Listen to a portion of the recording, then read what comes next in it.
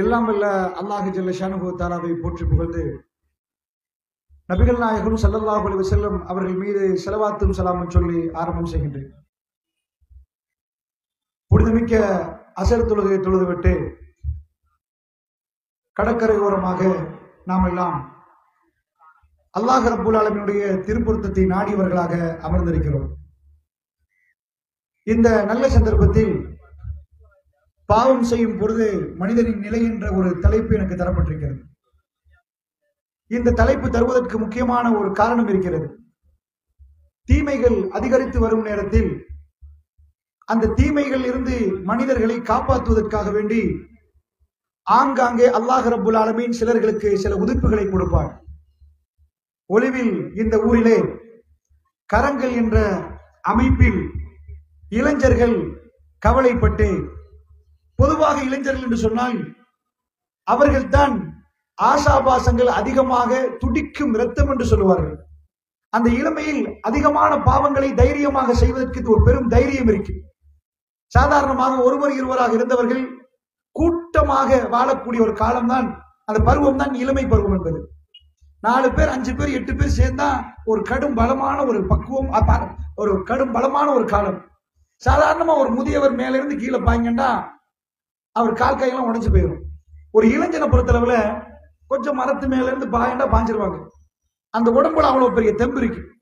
அதோட அவர்கள் ஒரு 10 பேரா 8 பேரா ஆங்காங்கே நிற்பார்கள். அந்த 8-10 பேருடைய பலம் பொதுவாக பலமான ஒரு காலம். அதில் ஒரு 10 பேர் சேர்ந்துட்டாங்கன்னா ரொம்ப பலமா இருக்கு. அந்த பலமான இளைஞர்கள் என்ன பண்ணுவாங்கன்னு கேட்டீங்கன்னா, பாதை ஓரமாக யுவதிகள் போனால் நையாண்டி பண்ணுவார்கள். எந்த தப்பையும் தைரியமாக செய்வார்கள். ஜினாவில் ஈடுபடுவதற்கு தயக்கம் காட்ட மாட்டார்கள். போன்களில் உள்ள ஆபாச காட்சிகளை பார்ப்பார்கள்.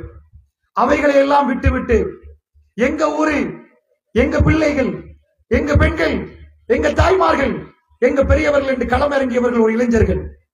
இன்றைக்கு அல்ஹம்துலில்லாஹ் அல்லாஹ்வுக்கு மிகவும் விருப்பமான ஒரு கூட்டம் இளைஞர் கூட்டம். ரப்புல் ஆலமீன் அதுக்கான முதியவர்களை அல்லாஹ் வெறுக்கல. மறுமை நாளில் 7 கூட்டத்துக்கு அல்லாஹ் நிழல் பாய்ப்பான், நிழல் கொடுப்பான். அந்த 7 கூட்டம் வெயில்ல காயிற நேரம் அல்லாஹ் கூப்பிடுவான், இங்க வாங்க, நீங்க ஏன் வெயில்ல காயிறீங்க வாங்க. அதுல ஒரு கூட்டம் யாருண்டா, ஷாபுன் நஷா ஃபீ இபாதத்தில்லாஹ், அல்லாஹ்வுடைய இபாதத்தில் தன்னை அர்ப்பணித்த இளைஞர்களை அல்லாஹ் கூப்பிடுவான். ஒளியால் ஒரு மேடை செய்யப்பட்டிருக்கும். அந்த பக்கத்துல ஜனாதிபதி இல்ல, இந்த உலகத்துள்ள பெரும் பெரும் பிரமுகர்கள் இல்லை. ரப்புல் ஆலமீன் ஒரு மேடை செய்து கொடுத்திருப்பான்.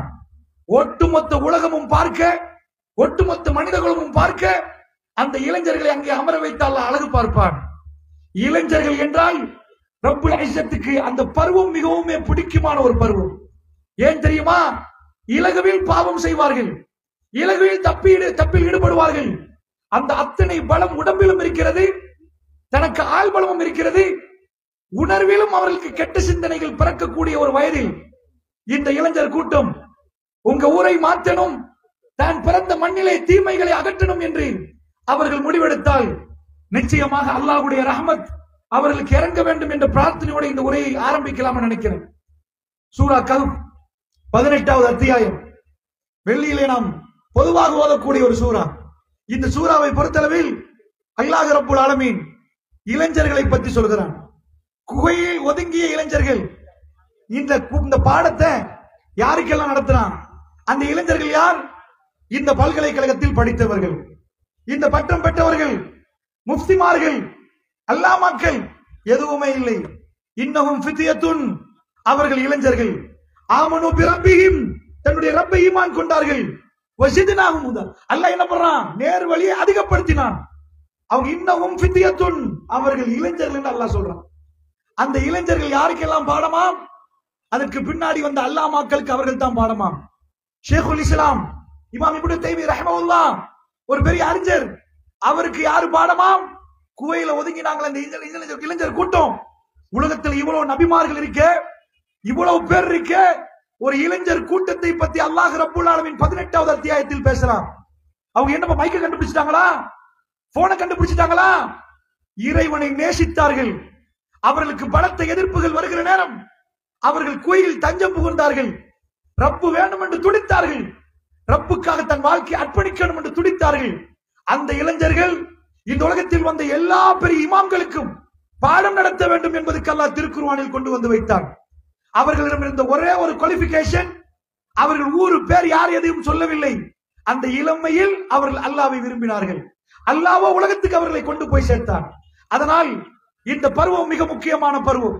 இந்த பருவத்தில் சாதாரணமாக நாக்கு கடியில மூக்குக்குள்ள ஏதோ ஒரு போதைப் பொருள்ல ஆங்காங்கே போதையில் தத்தளிக்கக்கூடிய இளைஞர்கள் இல்லாமல் தங்கள் ஊரில் உள்ள இளைஞர்கள் யுவதிகள் சீரழிய கூடாது என்று ஒரு கூட்டம் வந்தால் அல்ஹம்துலில்லாஹ், அல்லாஹ்வுக்கு எல்லா புகழும். உங்க ஊருக்கு அல்லாஹ்வுடைய அருள் வர வேண்டும் என்று நினைக்கிறேன். ஏனென்றால் அப்படி ஒரு இளைஞர் கூட்டம் பாட்டு கச்சேரி நடத்தாமல், வேறு விதமான விஷயங்கள் அனாச்சாரத்தில் ஈடுபடாமல், நம்ம எல்லோரும் மார்க்கத்தை படிக்கும் ஒரு அவை கடற்கரை ஓரமாக உருவாக்க வேண்டும் என்ற சிந்தனையில் ஈடுபடக்கூடிய இளைஞர்களுக்கு முதலில் நீங்கள் பிரார்த்தனை செய்யுங்கள். அடுத்ததாக, அதாவது பாவம் செய்யும் நிலைமையில் மனிதன் என்றுதான் தலைப்பு தந்தார்கள். இந்த தலைப்பை பொறுத்தளவுல இந்த தலைப்பு தான் நபிமார்கள் எடுத்த தலைப்பு. ஒவ்வொரு நபிமார்களும் வருகிற நேரம் ஊர்ல பாவங்கள் நடக்கும், அநியாயங்கள் நடக்கும், ரொம்ப அசிங்கங்கள் நடக்கும். நபிமார்கள் வந்து அதுக்கு எதிராக பேசுவார்கள், செய்ய வேண்டாம் என்பார்கள், இது தப்பு என்பார்கள். இதுக்காக வேண்டி நபிமார்கள் ஒவ்வொரு பகுதிகளுக்கும் வந்து இறைவன் அந்த பிரச்சாரத்திலே ஈடுபட்டார்கள். அவர்கள் வருகிற நேரத்துல சும்மா வரவில்லை. இப்ப நான் உங்க முன்னாடி வந்து வட்டி எடுக்காதீங்க, அது தப்பு, விபச்சாரம் பண்ணாதீங்க, அது உங்களுக்கு தெரியும், நான் புதுசாக உங்களுக்கு சொல்ல வேண்டிய தேவையில்லை. தப்புன்னு தெரியாமல் தான் இந்த வட்டி எடுக்கிறாங்களா, வட்டி கடைக்கு போறாங்களா, எல்லாருக்கும் அது தெரிகிறது. தப்பான ஒரு காட்சியை பார்க்கிற நேரம் அவன் உள்ளம் குத்தும், தப்பு அவனுக்கு தெரியுது. இதற்கு நான் மைக்கை பிடித்தது தப்பு என்று சொல்ல வந்தால் அது தோல்வியைத்தான் சந்திக்கும். நிஜமாக இந்த பாவத்தில் ஈடுபடக்கூடியவர்களிடம் அல்லாஹ் ரப்புல் ஆலமீன் நபிமார்களை அனுப்புற நேரம் வஜாவு பில் பையினாத், தெளிவான சான்றுகளை எடுத்து வந்தார்கள். கொஞ்சம் கேளுங்கள் மக்களே என்று அந்த நபிமார்கள் பேசுகிற நேரம் சான்றுகளை முன்னாடி போட்டார்கள். மூசா நபி கையில கைத்தடி இருந்தது. உலகத்தில் பலர்கள் கையில, ஆடு மேய்க்கக்கூடியவர்கள் கையில, மேற்பாளர் கையில் அந்த கைத்தடி இருக்கும். ஆனால் மூசா நபி கையில் உள்ள கைத்தடி ரப்புல் ஆலமீன் அந்த கைத்தடிக்கு ஒரு அற்புதம் செய்திருந்தார். அது கீழே போட்டா பாம்பா மாறுது, ஒரு இடத்துல அடிச்சா கடலை பழக்குது. அந்த அற்புதத்தை மக்கள் மன்றத்திலே பதிவு செய்துவிட்டு அவர் அந்த மக்கள் மன்றத்தில் உள்ள தீமைகளை அகற்ற முயன்றார். இது தப்பு என்று சொன்னார்.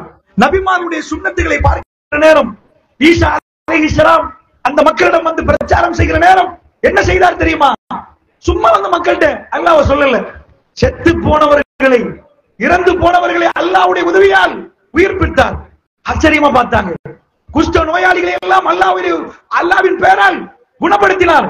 இன்னைக்கு அவங்க அதை பண்றாங்க. அது வேற, ஈசா நபி பண்ணல, அவங்க பண்ணல. நோயாளிகளை எல்லாம் சுகமாக்குறோம்னு பண்றாங்களே, அது இல்ல. ஈசா நபி அல்லாஹ்வுடைய அருளால் நோயாளிகள் வருகிற நேரம் அல்லாஹ்வின் பெயரால் அவர் பிரார்த்தித்தார், அல்லாஹ் குணமாக்கினார். பறவைகளை களிமண்ணால் செய்து அல்லாஹ்வின் பெயரால் ஊதினார். கண்ணு முன்னாடி அவர்களுக்கு அது பறந்து காட்டியது. அதையெல்லாம் பார்த்த மக்கள் அவர் பின்னாடி ஒன்று சேர்ந்தார்கள். அவர் சொல்லுவதை கேட்டார்கள். அவர் பாவங்களை தடுத்தார். சுவனம் இதுதான் என்று காட்டினார். இது நரகம் என்றார். இதை நம்புங்கள் என்றார். நீங்கள் தைரியமாக வரம்பு மீறினால், அளவு நிறுவையில் மோசடி செய்தால், உங்கள் கண்களை பாதுகாக்காவிட்டால், நீங்கள் தப்புகளிலும் தவறுகளிலும் ஈடுபட்டால் ரப்பு உங்களை கொண்டு போய் நரகத்தில் போடுவான் என்று உடனே அவர்கள் பயந்தார்கள், நடுங்கினார்கள். ஏன் அந்த நடுக்கம் தெரியுமா? அவர்கள் கல்புகளில் ஈமான் ஆழமாக பதிந்திருந்தது. அந்த ஈமான் பதியாம, ஏப்பா இது வட்டி ஹராம் பாண்டா, வட்டி ஹராம் தான், நீங்களே சாப்பாடு தருவீங்கன்னு கேட்பான். அது ஹராம் என்ற உடனே ரப்பு ரஸாக், நான் எடுக்கவே மாட்டேன் என்று உறுதிக்கு வரணும் என்றா அவன் கல்புல ஆழமா ஈமான் உறுதியா நிற்கணும். ரப்பு கைவிட மாட்டான், ஒரு போதும் எங்களை கைவிட மாட்டான். சாதாரணமா நான் இதுக்கு மேல கொஞ்சோண்டு ஒரு பானி ஊத்திட்டேன், இந்த போடி இதுக்கு மேல நாளை வரைக்கும் இந்த போடி இருக்குன்னு வைங்க, ஒரு பேச்சுக்கு நான் ஒரு சின்ன பானி ஊத்திட்டு போயிருவேன். இதுக்கு மெப்ப பார்த்து, கூகுள் மெப்ப எல்லாம் பார்த்து எறும்பு வருமா? எப்படிப்பா ஒரே எறும்பா வரும்? வீட்டுல ஒரு இடத்துல சின்ன ஒரு பானி கொட்டிட்டா ஆயிரம் ஆயிரமா எறும்புகள் படையெடுத்து வந்து சாப்பிட்டு போகுது. ரஸாக் அல்லாஹ் ரப்புல் ஆலமீன் உயிரினங்களை படைச்சிட்டு நீங்க பாட்டுக்கு செத்து மடி கண்டு படிக்கல. வமா மின் தாபத்தின் ஃபில் அர்தி இல்லா அலல்லாஹி ரிஸ்குஹா, அல்லாஹ் ரிஸ்க் அளக்காமல் இந்த உலகத்தில் எந்த ஒரு மிருகமும் இல்லை. எல்லாத்தையும் படிச்சு கடலுக்குள்ள லட்சக்கணக்கான கோடிக்கணக்கான உயிரினங்கள். சுப்ஹானல்லாஹ். நீங்க போய் வீட்டுல வளர்க்கிற மீன் டேங்குக்கு மீன் தீன் போடுறீங்க, நீங்க போட்டீங்களா? அல்லாஹ் அதன் மூலமாக நமக்கு வாழ்வு வைத்திருக்கிறான். அந்த மீன்கள் எத்தனை லட்சம் கோடி வந்தாலும் அவைகளுக்கு வாழ்வை வைத்திருக்கிறானே. உங்க கண்ணு முன்னாடி இந்த அதிசயத்தை பார்க்கிறீர்கள். இதுதான் ரப்பு தன்னுடைய அந்த சக்தியை காட்டுகிற இடம். நாம உணவு போடல, அல்லாஹ் ரப்புல் ஆலமீன் இதையெல்லாம் நடத்துறான். இந்த நம்பிக்கை உறுதியா வந்தா ரஸாக் ஏப்பா நகை கடைக்கு போற எதுக்கு? இல்ல இதை வச்சாதானே எல்லா பிரச்சனையும் முடியும். அல்லாஹ் சொல்லிட்டானே வைக்க வேணாண்டி. வட்டியப்பா வட்டியாச்சு கூடாது. அது சொல்லுகிற நேரம் அல்லாஹ்வோட போருக்கு ரெடியா? இத போய் வட்டி வங்கியில வச்சா அல்லாஹ்வோட போருக்கு ரெடியா அவங்க. அல்லாஹ் குர்ஆன் சொல்லுது அல்லாஹ்வோட ஒரு ஹர்ப், ஒரு போருக்கு ரெடியா அவங்க சொன்னா அதுக்கு தைரியமா போய் வைக்கிறீங்கன்னா ஈமான் இல்ல. என்ன கேட்கிறாங்க, நீங்க தருவீங்களா? சொல்றவர் தருவாரா? எங்க வீட்டு பிரச்சனை எங்களுக்கு தெரியும், அதுக்கு முடிவு இந்த வட்டி கடையில் இருக்குது, அதனால் தான் வைக்கிறோம் என்றால் இந்த சமூகத்துக்கு போய் இது பாவம் இது பாவம் என்று வெறுமன பாவத்தை மட்டும் அடுக்கினால் வேலை இல்லை. நிஜமாக ரப்புல் ஆலமீன் அவன் வஜாவு பில் பையினாத், நபிமார்கள் எப்படி அழகான தெளிவான சான்றுகளோடு மக்கள் மன்றத்தில் வைத்து பதிவு செய்தார்களோ அந்த பதிவை நாம் பார்க்கணும். நபிஸூலுல்லாஹி ஸல்லல்லாஹு அலைஹி வஸல்லம் அவர்கள் தன்னை உண்மைப்படுத்தினார்களே, அதை பார்த்ததற்கு பிறகு சீதனம் கூடாதுண்டா அப்ப கணக்கு போடுவீங்க. ஆமா இல்லண்டா லட்சமா தெரியும், கோடியா தெரியும். அவருக்கு மென்டல், அவருக்கு கணக்கு பார்க்க தெரியாது. கோடி கிடைக்குது, டாக்டர் ஆகின உடனே 4 கார் வீட்டு வாசல்ல நிக்கும், இலவகான வியாபாரம், இதை விட்டு போட்டு அம்புட்டை விட்டு கொடுத்து நிக்கிறதா பைத்தியமானு கேட்பாங்க. இப்படித்தான் சூரா யாசீன்ல நீங்க போய் பார்க்கலாம். ஒரு நபி வந்தார், அந்த மக்களிடம் அழைத்தார், மக்களை கேளுங்கள் என்றார், கொண்டு போட்டார்கள். அடுத்த நபி வந்தார், அவரையும் கொண்டு போட்டார்கள். 3வது நபி வந்தார், என்ன செய்தார்? அல்லாஹ் மூணாவது ஆளை கொண்டு போய் அந்த மக்கள்கிட்ட சொன்னார், மக்களே கேளுங்களேன் என்றார். ஒரு ஊர்ல ஒரு பகுதியில் இருந்து ஒரு ஓடி வந்தார். அவர் கேட்டார், ஏனப்பா இவர் பேச்சை கேட்காம இருக்கிறீங்க? நல்லதானே சொல்லுகிறார். அந்த மக்கள் அதை பேசினவர்கள் எல்லாம் கொண்டு போட்டார்கள். அல்லாஹ்வுடைய நல்லடியார்களே, நலவை சொல்லுகிற நேரம், அந்த மக்களிடம் பிரச்சாரத்தை செய்கிற நேரம், அந்த மக்கள் கொண்டார்கள் என்ன அர்த்தம்? சத்தியத்தை சொல்லுகிற நேரம் அடுத்த பக்கம் இப்ளீஸ் இருப்பான், சைத்தான் இருப்பான், அந்த கூட்டம் ரெடியா இருக்கும். அடடா பாவத்திலிருந்து காப்பாத்த வந்துட்டாங்க, எடுத்து பாவத்துக்குள்ள மூழ்க வைப்போம் அவன் திட்டம் போடுவான், 4 பிரச்சனை உண்டாக்குவான். அதனால் அல்லாஹ்வுடைய நல்லடியார்களே, தஅவா என்று சொல்லுவது நிஜமாக அல்லாஹ்வின் பாதையில் நாம் அழைக்கிற நேரம் அந்த இப்ளீஸ்களுக்கும் பதில் கொடுக்கணும். இப்ளீஸ் என்ன மனுஷன சொல்லல, சைத்தான் அவன் சூழ்ந்து நிக்கிறான், அவனுடைய படை நிக்குது. அந்த படையும் திட்டம் போடும், எப்படியாவது வட்டி கடை கொண்டு போகணுமே, எப்படியோ சினாசைய வைக்கணுமே, எப்படியோ ஆளை கீழே போற்றணுமே. இதனால் தெளிவாக மார்க்கத்தை படித்து சரியான சான்றுகளோட படித்தால்தான் இந்த மார்க்கத்தில் உறுதியாக நின்று பாவங்களை தடுக்கலாம். அப்படி என்றால் இதுல முதல்ல அல்லாஹ் ரப்பல் ஆலமீன் எதை அற்புதம் என்கிறான்? நமக்கு ரசூல் ஸல்லல்லாஹு அலைஹி வஸல்லம் கண்ணால பார்க்கல, பெருமானார் இந்த காலத்துல பிறந்தவர் இல்லை, அவர் எப்படி சிரிப்பார் என்ற ஹதீஸ்களில் தான் பார்த்திருக்கிறோம். நம்ம முன்னாடி அவர் இல்லை, ஆனால் ஒரு அற்புதம் இருக்கிறதாக நாம் சொல்லுகிறோம். ஒட்டுமொத்த உலகத்துக்கு என்ன சொல்கிறோம் தெரியுமா? திருக்குர்ஆன் இது அல்லாஹ்வுடைய பேச்சு என்கிறோம், இது எங்களை படைத்த ரப்பு பேசின விஷயங்கள் என்கிறோம், கலாமுல்லாஹ் அல்லாஹ்வுடைய பேச்சு என்றோம். இது நம்ம வீடுகளில் இருக்கிறது. நீங்க உலகத்துள்ள எல்லாத்தையும் ஆகப்பெரிய மாணிக்கத்தை கொண்டு வந்து இந்த டைமண்ட காட்டி இது பெருமதியா குர்ஆன் பெருமதியான்னு கேட்டா ஒரு முஸ்லிமுக்கு குர்ஆன் தான் பெருமதி. ஆனா நம்ம வாயால தான் சொல்லுவோம், கல்பால் அந்த பெருமதியை காண மாட்டோம். ஏன்னா அந்த நம்பிக்கை நமக்கு இல்ல. இந்த திருக்குர்ஆனை பொறுத்தளவுல இது ஒன்றுதான் நம்மிடம் இருக்கிறது. இது சொல்லுது, இது இறை வேதம். பக்கத்துல உள்ளவர் பேசின மாதிரி இதுல இல்ல, உங்க பக்கத்து ஊரார் பேசுவாரு அது இல்ல, உலகத்தில் ஒரு விஞ்ஞானி இருக்கிறார் அவர் எழுதின புக் இல்ல, 1400 ஆண்டுகளுக்கு முன்னாடி நபிகள் பெருமானார் அவர் எழுதவும் இல்லை. இந்த வேதம் எது தெரியுமா? ஏக இறைவன் எழுத தெரியாத படிக்க தெரியாத ஒருவரை 1400 ஆண்டுகளுக்கு முன்னாடி பாலைவனத்தில் தெரிவு செய்து அவருக்கு இந்த வேதத்தை கொடுத்தான். இது மேல இருந்து கீழே இறங்கிச்சு. 1400 ஆண்டுகளுக்கு முன்னாடி எப்படி இறங்கிச்சுன்னா அவங்களுக்கு புரியல. இப்ப அவங்க புரிஞ்சிருவாங்க. இங்க இருந்து போன் எடுத்து அமெரிக்காவில் உள்ளவனுக்கு SMS போட்டீங்கன்னா அது போய் இப்ப சேர்ந்துடும். இல்ல அரை மணி நேரத்துல தான் போய் சேரும். அப்படியா? அது எப்படி இப்ப சேர்ந்துச்சு? எந்த பூதம் போய் எடுத்து போச்சு? நான் சலாம் பண்ணி எழுதினா எல் கீழே விழுந்துருமா? இல்ல கடலால போச்சு, பொத்துவில் கடல கொஞ்சம் இது பிரச்சனை. அப்படியா? ஒளிவில் கடல்ல எப்படி இருந்துச்சு? அப்படியா? அது எஸ்ஸும் போய் சேரும், ஏயும் போய் சேரும், கேபிட்டல்ல போட்டா கேபிட்டல்ல போகும், சிம்பிள் எழுதினா சிம்பிள்ல போகும். எப்படிப்பா எழுதின மாதிரியே போகுது? அது எந்த பூதம் கொண்டு போய் சேர்த்துச்சு? அது எந்த பூதம் இல்ல, அதுதான் டெக்னாலஜி. எங்கேயும் போட்டுலாம் மெசேஜ் கொண்டு போய் சேர்க்கலாம். அல்லாஹ் வானவர் ஜிப்ரீல் மூலமாக பெருமானார் ஸல்லல்லாஹு அலைஹி வஸல்லம் கல்புக்கு போட்டார். இது அந்த மக்களுக்கு நம்ப முடியாம இருந்துச்சு. அது எப்படி அது எப்படி வரும் அப்படி அப்படின்றாங்க. இப்ப அந்த வேதம் நம்மிடம் இருக்கிறது, அது இறங்கிட்டு கலாமுல்லாஹ் அல்லாஹ் பேசிய பேச்சு வச்சாச்சு. இப்ப இதுதான் நமக்கு கொடுத்த மிக தெளிவான சான்று. இந்த வேதத்தை முன்னாடி வைத்து இதை நம்ம ஓதுகிறோம், இந்த வேதத்தை படிக்கிறோம், இதுதான் மிக பெரும் அற்புதம் என்று சொல்றோம். இப்ப என்ன விஷயம் என்றா, இது அற்புதம் என்று ஒழுங்கா நம்பிட்டோம் என்றா பாவங்கள் எல்லாம் நம்மளை விட்டு அகன்று போயிடும், தீமைகளை சிம்பிளாக தடுத்துடலாம். அதனால் இது உண்மையான வேதம் என்று முதலில் நாம் நம்பணும். எப்படி நபிமார்கள் அந்த மக்கள் மன்றத்திலே பிரச்சாரம் செய்கிற நேரம், பலத்த எதிர்ப்புகள் வருகிற நேரம் சான்றுகளை முன்னாடி போட்டு வீசினார்களோ, அப்படி ஒரு சான்றை நாம் காட்டணும். எந்த மக்கள் வட்டியில போறாரு, உட்காருங்க, வட்டியில போகாதீங்க, அல்லாஹ்வோட போர் எப்படி தெரியுமா, அழிச்சு போடுவான் என்று நாம் சொல்லணுமாக இருந்தா சான்றை காட்டணும். தெரியுமா இது நிஜம்பா அப்ப நீங்க கேட்பீங்க, முஸ்லிம் போய் சான்று காட்டணுமா? முஸ்லிம் தானே நம்பிட்டான், அந்த நம்பினான் என்று நாங்கள் ஏற்றுக்கொண்டிருக்கிறோம். நம்பினதை வாயாலையா கல்பாலையா? கல்பால நம்பினால் ஒரு மனிதனுடைய செயல்கள் காட்டி கொடுத்துரும். நம்பினால் நம்பிக்கையானால் பாத்தீங்களா, வேலை செய்யற மாதிரி தொழுகிறார் பாத்தீங்களா, எல்லாம் பாடமாக்குறாரு பாத்தீங்களா, இவர் நம்பினவர், இவர் தான் நம்பினதாக போய் சொல்லுகிறார். நம்பிக்கை என்பது தன்னுடைய செயலால் வெளிவரணும், செயல் காட்டி கொடுக்கணும். இப்ப திருக்குர்ஆனை எடுப்போம், இது நிஜமா இறைவேதமா இல்லையான்னு பார்ப்போம். அதுல இருந்து ஒவ்வொரு தீமையாக நாம தடுத்துக் கொள்வோம். திருக்குர்ஆனை பக்கத்துல வச்சாச்சு. இப்ப நான் சொல்கிறேன் இது இறைவேதம், இது இறைவேதம் இல்லைன்னு ஒரு கூட்டம் சொல்லுது. இப்ப எங்களுக்கு ஒரு விவாதம் நடக்குது, இது இறைவேதமா இல்லையா, எப்படி ப்ரூவ் பண்றது? இப்ப அரபியில இருக்குப்பா, அரபியில தான் எத்தனை எழுதி வச்சுக்கிறாங்க, அரபியில பேப்பர் இருக்குது, அரபியில விஞ்ஞானம் இருக்குது, அரபியில இருந்ததுக்கு இது இறைவேதம் என்பதற்கு ப்ரூஃப் ஆகாது. எப்படி ப்ரூஃப் ஆகணும் தெரியுமா?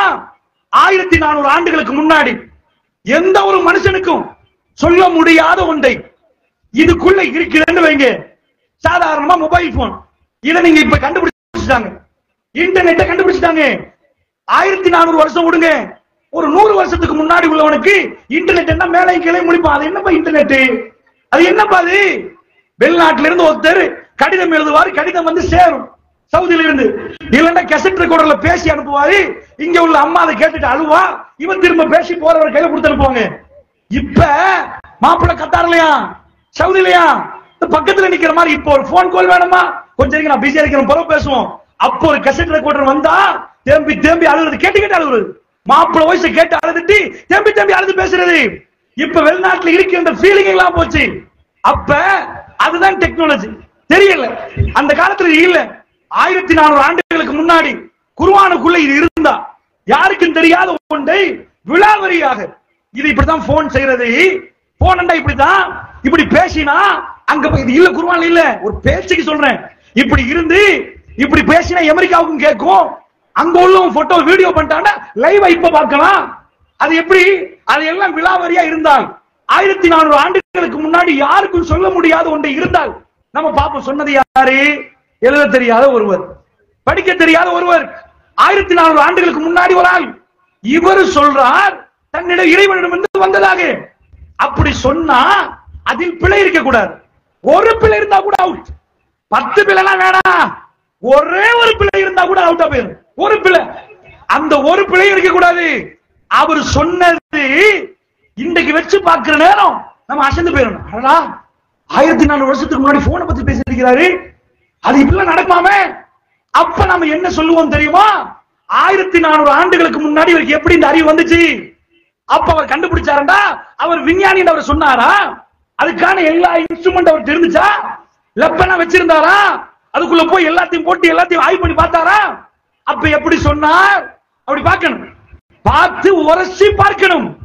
அல்லாஹ்வுடைய நல்லடியார்களே, இன்றைக்கு விலாவரியாக நான் அதை அவ்வளவும் பேச முடியாது.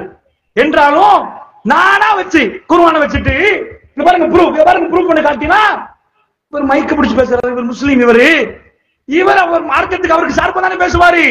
இப்பொழுது நான் ஒன்றை கூட முஸ்லீம் சொன்னதை சொல்ல மாட்டேன். இந்த உலகத்தில் படித்த மாமேதைகள் என்று உலகம் அங்கீகரித்தவர்கள் அவர்கள் முஸ்லீம்கள் அல்ல. இந்த உலகத்தில் யாருக்கெல்லாம் பெரும் மாமேதைகள் அணிந்தார்களோ அவர்கள் இதை பார்த்து வியந்து அதிசயப்பட்டு ஆச்சரியப்பட்டு அவர்கள் மைசிலிருக்கிற அளவுக்கு ஆச்சரியமான முறையில் திருக்குர்ஆனில் சில வசனங்களை அவர்கள் கண்டார்கள். அந்தந்த துறையில் உள்ள விற்பனர்கள் நான் போய் அதாவது உங்களுக்கு குர்ஆனுக்குள்ள உள்ள மெடிக்கல் இது சம்பந்தமா குழந்தை எப்படி பிறக்குது அது பத்தி குர்ஆன்ல இருக்குமான்னு சொன்னா நான் அதுல பெரிய ஆளா, உலகத்துல பெரிய மாமேதையா, ஏதோ நான் படிச்சது சொல்றேன். அதுல ஒரு மாமேதை சொன்னது சொன்னால் அடடா அவர் சொல்றாரு பாப்பா கூட்டி வாங்க, அவர் குர்ஆனை வச்சு பேசினால் நான் போய் கடல்ல உள்ள விஷயத்தை பேசுறேன். ஏதோ நான் படிச்சது சொல்றேன். கடலுக்கே வாழ்க்கையில் அந்த ஆய்வை கடலிலே பண்ணின ஒரு விஞ்ஞானி குர்ஆன் ஒன்று இருக்குப்பா, அது கடல்ல இதுக்கு முன்னாடி யாருக்கும் தெரியாத ஒன்று, இந்த கடல் சம்பந்தமானது என்று அவர் எடுத்து போட்டார் என்றால் அது வியக்கத்தக்கது. இப்பொழுது நான் உங்கள் மத்தியிலே பதிவு செய்வது என் சொந்த கருத்தையோ சொந்த அனுபவத்தையோ இல்லை, திருக்குர்ஆனை பற்றி. இது அதிசயம் தான் என்பதை நம் கண்ணு முன்னாடி உள்ள இந்த கிதாப் நம் வீட்டில் உள்ள இது இதுல பொய்யே இல்லை, இதுல எந்த சந்தேகமும் இல்லை, இது உண்மைதான் என்பதை நாம் நம்பினால் அதில் உள்ள ஒவ்வொரு வரிகளும் நம் தொண்டை குழிக்கு கீழ் இறங்கும், நமக்குள் அந்த உணர்வு வரும். அதை நாம் நம்ப தவறிவிட்டோம் என்றால் அங்கதான் பிரச்சனை ஆயிரும். அதனால முதல்ல இப்ப நான் ஒருவரை பத்தி பேசுகிறேன். யார் அவரு? அதாவது உலகத்துல ஒவ்வொரு மனிதர்களுக்கு அல்லாஹ் ஒரு திறப்பு சேர்ச்சிகளை கொடுத்திருப்பான். சில பேர் உடற்கூறு துறைகள் ஆய்வு பண்ணுவாங்க. உள்ளுக்குள்ள கிட்னியை பத்தி ஆய்வு பண்ணுவாரு, ஒருத்தர் ஹார்ட் ஆய்வு பண்ணுவாரு. உங்களுக்கு ஹார்ட் பிரச்சனைனா ஸ்பெஷலிஸ்ட் யாருன்னு கேட்பீங்க. கொழும்பு வரைக்கும் போய் நம்மளுக்கு ஹாஸ்பிட்டல் அவருக்கு அப்பாயின்மெண்ட் வச்சு என் ஹார்ட்டை கொஞ்சம் பாருங்கன்றீங்க. அடுத்த வீட்டுல உள்ள ஒருத்தர் என் ஹார்ட்டை பாருங்கன்னு சொல்ல மாட்டீங்க. இப்ப குர்ஆனை எடுத்துட்டு நம்ம என்ன பண்றோம், ஒரு அரபி ஒரு ஆளை சந்திக்க போறாங்க. இது 1984 85 நடக்குது. 80ல இருந்து வைங்களேன், 80 நடக்குது. அவங்க என்ன செய்ய போறாங்கன்னா அவர் இந்த குர்ஆனுடைய இந்த விஷயங்களை எல்லாத்தையும் தூக்குறாங்க. அவங்க விவரம் உள்ள மாணவர்கள். குர்ஆன்ல என்ன இருக்கு தெரியுமா? மனிதன் எப்படி பறக்கிறான் இருக்குது, குர்ஆனுக்குள்ள இருக்குது. இப்ப நம்ம புள்ளைய கூப்பிட்டு நான் எங்கள்கிட்ட கேட்டா எப்படி மனுஷன் எப்படி படைக்கப்பட்டான், களிமண்ணால படைக்கப்பட்டான். களிமண்ணால படைக்கப்பட்டது ஆதம் அலைஹிஸ்ஸலாம். அதனால நம்ம எல்லாம் களிமண் தான் உடற்கு அந்த மூலக்கூறு. நாங்க விண்டால படைக்கப்பட்டார்கள். ஆதம் நபி அல்லாஹ் களிமண்ணால படைச்சான். அவங்க மூலங்கள் தான் நமக்குள்ள இருக்குது. அல்லாஹ் நம்மளை பத்தி சொல்ற நேரம் மின் நுத்ஃபத்தின் அம்ஷாஜ்ன்றான். கலப்படம் செய்யப்பட்ட விந்துவா ஆம்புலெட் இருந்தும் பொம்புலெட் இருந்தும் மிக்ஸ் பண்ணி படைச்சோன்றான். ஆணுடைய உயிரணுவும் பெண்ணுடைய முட்டையும் சேர்ந்துதான் உங்களை உருவாக்கணும். கண்ணை பொத்திரிகள் களிமண் கூடாது, களிமண் தான் ஆரம்பம். அவன் கரத்தால் ஆதம் நபியை படைச்சான், களிமண்ணால படைச்சான். தட்டினா சத்தம் கேட்கிற களிமண், அதுதான் மூலக்கூறு முக்கியமானது. நமக்குள்ள எப்படின்னா திரும்ப திரும்ப கும்ப களிமண்ணை வச்சு படைக்கல, உள்ளக்குள்ள உயிரணு போய் படைக்கப்படுவது. இப்படி நிறைய வசனங்கள் குர்ஆனில் இருக்குது. மனுஷன் படைக்கப்பட்ட விஷயங்களை பற்றி தொடராக இருக்கிறது. இதையெல்லாம் தொகுக்கிறார்கள். அந்த அரபி மாணவர்கள் குழு தொகுத்து போட்டு என்ன பண்றாங்கன்னு சொன்னா அவர்கள் இதை தொகுக்கிறாங்க. தொகுத்து அவ்வளவு லிஸ்டை எடுத்துட்டு ஒரு நிமிஷம்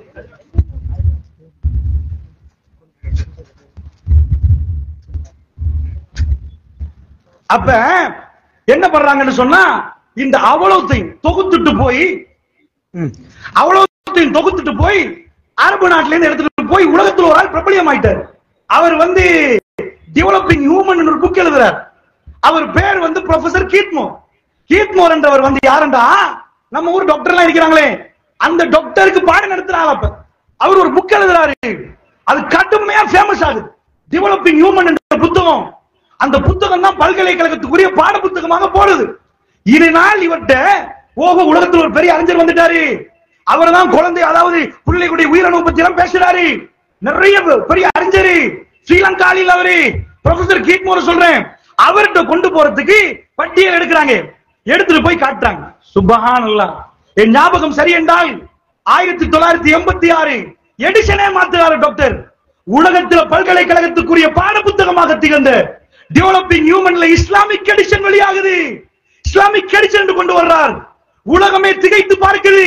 ஹியூமன் எம்பிரியாலஜி கருவியல் சம்பந்தமாக ஒரு அற்புதமான ஆராய்ச்சி வெளியிட்ட கீட்மோரிடம் அரபி குழு கொண்டு போய் கொடுத்த, அரபி மாணவ குழு கொண்டு போய் கொடுக்கறாங்க. இதெல்லாம் குர்ஆன் ஆயத்துப்பா, ஒரு ரெண்டு குர்ஆன் ஆயத்து இல்ல. அது தொகுப்பா பேசினால் அதுவே தனி பயானா போயிடும். அவ்வளவு எடுத்து விளங்குச்சா? அல்லாஹ் நுத்ஃபான்றா, அலக்கான்றா, முதுகான்றா, இலாமான்றா, லஹமான்றா, ஒவ்வொரு கட்டமா இவற்றை கொண்டு போய் கொடுத்தா இவர் என்ன பண்றாரு தெரியுமா? மைக்ரோஸ்கோப் கண்டுபிடிக்கப்பட்டிருக்கு. லேப்புக்குள்ள உட்கார்ந்து, இப்ப நான் சொல்றதெல்லாம் கண்ணுக்கு தெரியற மாதிரி சாமா இல்ல, இந்த பல்பு சைஸ்ல என்ன பரவாயில்ல. உயிரணு என்ன தெரியுமா? நீங்க எழுதுறீங்களே பேனா, அந்த பேனால ஒரு புள்ளி வச்சுட்டீங்கன்னா அந்த புள்ளிய, அதாவது 1200 பிரிச்சா 1200 துகளா துண்டு துண்டாக்கின ஒரு புள்ளிய, கண்ணுக்கே தெரியாத ஒரு துகள் வழங்குமே, அதுதான ஆணுடைய உயிரணு சைஸ். இப்ப இது எப்படி பேசுறது? எறும்பையாவது கொஞ்சம் பார்க்கலாம், அது கண்ணு சின்னது. இந்த உயிரணுக்குள்ள உள்ள மெட்டெல்லாம் பேசலாமா? அதுக்கு எப்படி கண்டுபிடிச்சாங்க? அந்த கண்ணாடியை கண்டுபிடிச்சான். அதை வச்சு பார்த்தா அந்த உயிரணு இப்படி பெருசா வந்துடும். பூனை மாதிரி சைஸ்ல இருந்தா கண்டுபிடிக்கலாமா? பெருசா பார்த்தா ஒவ்வொன்றா கண்டுபிடிக்கலாம். இது ஆய்வு கூடத்துல தான் கண்டுபிடிக்கணுமே தவிர வெற்று கண்ணால பார்க்க இயலாது. இவர் போய் உண்டா பாக்குறாரு, இப்படி வச்சு பாக்குறாரு, அப்படி வச்சு பாக்குறாரு. என்ன ஆச்சரியம்! குர்ஆனுக்குள் மனிதன் கருவுல எப்படி இருப்பான் என்பதை ரப்புல் ஆலமீன் சொல்லியிருக்கிறான். ஃபர்ஸ்ட் எப்படி, செகண்ட் எப்படி, தேர்ட் எப்படி, அவன் தானே படைச்சவன். அவனுக்கு கருக்குள்ள நடக்கலாம் தெரியணுமா இல்லையா? படைத்த ரப்புல் ஆலமீனுக்கு அவனுக்கு அத்தனையும் தெரியும். நான் பேசுகிற இந்த நிமிஷம் உலகத்தில் படித்தவர்கள் அதிகமாக நிற்கிறவர்கள் 50 ஆண்டுகளுக்கு முன்னாடி ஒளிவில்ல படிச்சவங்க கூட இப்ப படிச்சவங்க கூட நீங்க சொல்லுவீங்க. இப்பதான் படிச்சவங்க கூட 100 வருஷத்துக்கு முன்னாடி கூடயா இப்ப கூடவீங்க. படிச்ச யுகத்தில் சொல்கிறேன், இன்றைக்கு உட்கார்ந்துள்ள பாதி பேருக்கு கருக்குள்ள என்ன நடக்குன்னு தெரியாது. படிச்ச காலத்துல இதுக்குள்ள என்னப்பா நடக்குது அதிசயம், ஏண்டா நம்ம நேரடியா பார்க்கல. அது கண்ணாடி மாதிரி இல்ல, வயிற்றுக்குள்ள நடக்குது, குழந்தை வெளியே வருகுது, உள்ளுக்குள்ள என்னப்பா நடக்குது ஆச்சரியப்படுறான். அதாவது இந்த மைக் இருக்கு பாருங்க, ஒரு செங்கல்ல பள்ளியை கட்டுறோம், ஃபேனை அதுல கட்டலாமா? பள்ளியில உள்ள செங்கல்லால ஃபேன் சுத்துமா? லைட் வருமா? ஒரே மூலக்கூறுல பல்லு வருவான், ஒரே மூலக்கூறுல தாடி வருவான். ஒரு செல்லு 2ஆ பிரியுதான், 2 4ஆ போகுதான், 4 8ஆ போகுதான், 8 16ஆ போகுதான், 16 32 64 128 256 512 1024. சொல்ல போகல இளைஞர்கள் ஒரு கணக்கு வரும். அடடா இது எங்கேயோ கேட்டோமே, போன் வாங்க போகல, ரம் கணக்குல கேட்கிறாரு இவரு. இதுதான் கணக்கு. நீங்க ரம் இவ்வளவான்னு கேட்கறீங்களா? 256 512 எத்தனை டிவி எல்லாம் கணக்கு போறீங்களே. மனுஷனை வச்சுதான் எல்லாம். கம்ப்யூட்டர் கண்டது ஹியூமன் பிரெயின் ஒன்றை வச்சு பறவையை கண்டம் காலத்துல பறவை இது படிச்சாங்களே, விமானம் படிச்சாண்டு. இத மாதிரி எல்லாம் அந்த டெக்னிக் சரியா பிரிக்குது. 2 4ஆ பிரியுது, 4 8 16 32 64. என்னண்டா ஒன்று ஒரு ஐட்டம் தான். இங்கால பல்லா மாறுது, குடலா மாறுது, கிட்னியா மாறுது, ஹார்ட்டா மாறுது. ஹார்ட் வேறையா வந்து பொருந்தல்ல, கிட்னி வேற, மூலக்கூறு ஒண்ணுதான், அதுக்குள்ளதான் அவ்வளவு ஐட்டம் இருக்குது. மிக்ஸ் பண்ணி கண்ணுக்கு தெரியாத துகள்ல இவ்வளவு ஐட்டத்தை வச்சிருந்தா அதை பத்தி எவ்வளவு ஆய்வு பண்ணிருப்பாங்க, எவ்வளவு பேசிருப்பாங்க, எவ்வளவு படிச்சிருப்பார்கள். நான் சொல்வது உங்களுக்கு புரிகிற விதத்துல, அதுக்காக நான் சொல்றதா நீங்க நினைச்சிடாதீங்க, உங்களுக்கு புரிகிற பாஷை நான் சொல்லுகிறேன். அல்லாஹ்வுடைய நல்லடியார்களே, ப்ரொஃபசர் கீட்மோர் உலகத்துக்கு வெளியிட்டார். என்ன வெளியிட்டார்? இப்ப நான் அதுல இல்லை என்ன விஞ்ஞானம் என்றெல்லாம் சொல்லக்கூடிய நேரம் இல்லை. ஆனா அவர் சொன்ன கருத்து சொல்லிடுறேன். அவர் சொல்லிட்டார், அதிசயமா இருக்கு. இது ரொம்ப பெரிய அதிசயம். 1400 வருஷத்துக்கு முன்னாடி உள்ள குர்ஆன்ல எப்ப இந்த அண்மை காலத்துல வந்தால் இவரு 1900 1800 அப்ப அண்மை காலத்துல வந்த ஒரு ஆள் இவர் என்ன பண்றாருன்னா இது அவ்வளவுத்தையும் சொல்றார். இவர் பார்க்கிறார் குர்ஆன்ல உள்ளதெல்லாம் பார்த்துட்டு கன்ஃபார்ம் கரெக்ட் தான். திருக்குர்ஆன் 1400 ஆண்டுகளுக்கு முன்னாடி முகமது நபிக்கால் சொல்ல முடியாது என்றார். இவர் சொல்லி முடிச்சிட்டாரா? உலகத்துல பதட்டம். ஒரு ஆள் மைக்க பிடிச்ச ஒரு கருத்து சொல்லிட்டு போயிருவாரு, அதுல பெரிய பதட்டம் ஒரு சாதாரண பிரச்சனை இல்ல. உலகத்துல ஃபேமஸ் ஆன ஒரு ஆள் மைக்க பிடிச்ச ஒரு கருத்து சொல்லிட்டாருன்னா பிரஸ் கான்ஃபரன்ஸ் கொண்டு உட்கார்றாங்க. அந்த வீடியோ காட்சி நீங்க பார்க்கலாம் இந்த யூடியூப்ல. வந்து உட்கார்றாங்க, எல்லாம் சூழ்ந்து உட்கார்ந்து என்ன கேட்கிறாங்க? ப்ரொஃபசர் கீட்மோர்ட்ட கேள்வி கேட்கிறாங்க.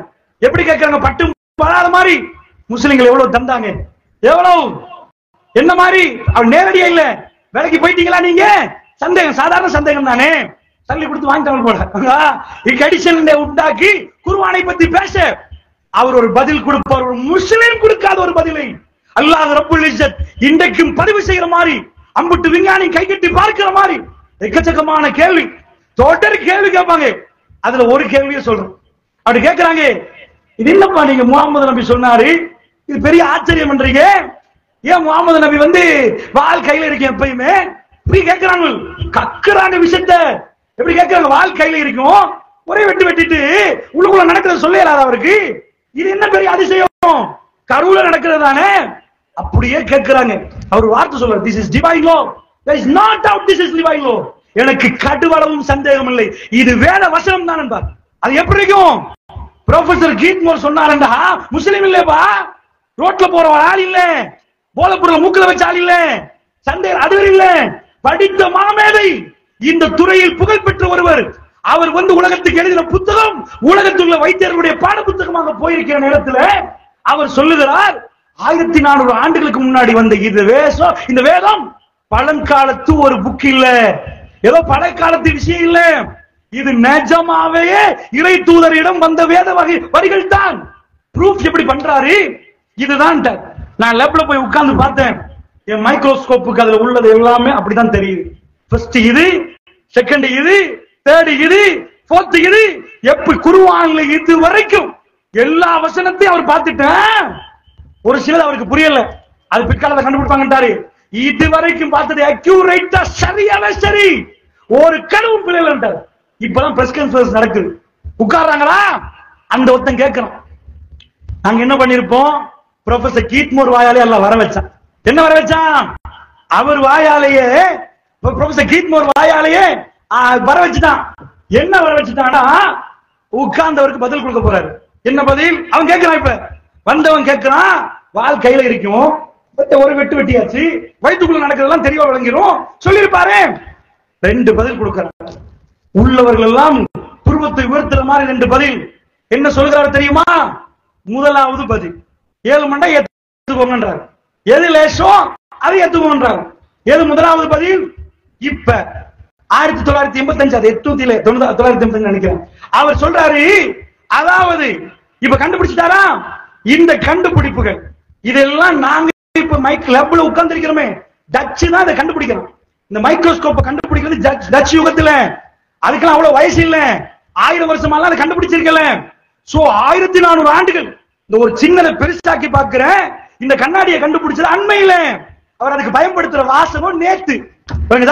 அதுக்கு என்ன நேத்து கண்டுபிடிக்கல, எப்பயோ துளைவுல உள்ளத ஒப்பிடுற நேரம் நேத்து கண்டுபிடிச்சாரு. நேத்து கண்டுபிடிச்ச ஒரு ஐட்டத்தை முகமது நபி கண்டுபிடிச்சாரு. அவர் சொல்றாரு, யாரு பதில் கொடுக்கணும் பாருங்க. சுப்ஹானல்லாஹ், அற்புதம் நிறைந்த இறை வேதம். இந்த வேதத்தை முஸ்லிம்கள் நாம் வைத்து இதுல உள்ள உபதேசத்தை பெறாமல் போனால் என்ன தண்டனை இருக்குன்னு அந்த வேதமே சொல்லுது. அதை எப்படி இறைவன் நிரூபிக்கிறான் தெரியுமா? ப்ரொஃபசர் கீட்மோர் அதை சொல்ற நேரத்துல முகமது நபி கண்டுபிடிச்சாரு. கண்டுபிடிச்சு மைக்ரோஸ்கோப் ராத்திரி வீட்டுக்குள்ள இருந்து ஒவ்வொன்றா ஆய்வு பண்றாரு. ஆய்வு பண்ணி அம்புட்டையும் கவனமா பாக்குறாரு. பார்த்துட்டு வெளியே வந்து சொல்றாரு, மக்களே, இறைவன் எனக்கு சொன்னான். என்ன சொன்னான்? இன்னா ஹலக்னாக்கும் மின் நுத்ஃபத்தின் அம்சாஜ், உங்களை நாம் கலப்படம் செய்யப்பட்ட விந்திலிருந்து படைச்சோம். ஃபர்ஸ்ட் நுத்பால படைச்சோம், அப்புறம் அலக்கவா மாத்தினோம், அப்புறம் முழுகவா மாத்தினோம், அப்புறம் இலாமாவா மாத்தினோம், அப்புறம் லஹமாவா மாத்தினோம். என்னன்னு கேட்காதீங்க, அதுக்கு விளக்கம் தர பிடிச்சுன்னா 1 மணி நேரம் போயிடும். அதனால நான் இப்படி சொல்லி முடிச்சிட்டு போறேன். என்ன சாப்டர்டா இது? ஒவ்வொரு ஸ்டெப்பா குர்ஆன் சொல்லுது. மனிதனை இப்படி படைச்சத சொல்ல முடியும் படைச்சவனுக்கு மட்டும்தான். படைச்சவனுக்கு மட்டும்தான் சொல்ல முடியும், அது வேற யாருக்கு சொல்லல. அவன் தான் உரிமையாளன். அதனால அவன் சொல்றதை எல்லாம் இவர் சொல்லிட்டு, இதெல்லாம் பொடி கச்சிதமா சொல்றதா இருந்தா இவ்வளவு காலம் உலகம் இந்த கோணத்துல பார்த்துச்சு, நான் இந்த கோணத்துல பார்த்தேன். பாக்குறதுனால சொன்ன மாதிரியே ஒரு அட்டை வடிவத்தில் ஒட்டுற மாதிரி இருந்துச்சு, ரத்த கட்டி மாதிரி இருக்குது.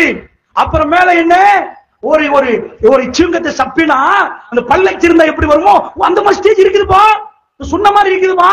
அலக்காக்கு புறம் முழுகா, அப்புறம் இப்படிதான் எல்லாம் கரெக்டா வருவது. ஸ்டேஜ் எல்லாம் பார்த்து ஆச்சரியப்பட்டவர் சொன்னார், ஏன் படிப்புக்கு, நான் படிச்ச படிப்புக்கு 1400 ஆண்டுகளுக்கு முன்னாடி இந்த ஐட்டம் இல்லாம சொல்லல, வெற்றி கண்ணால சொல்லலாது.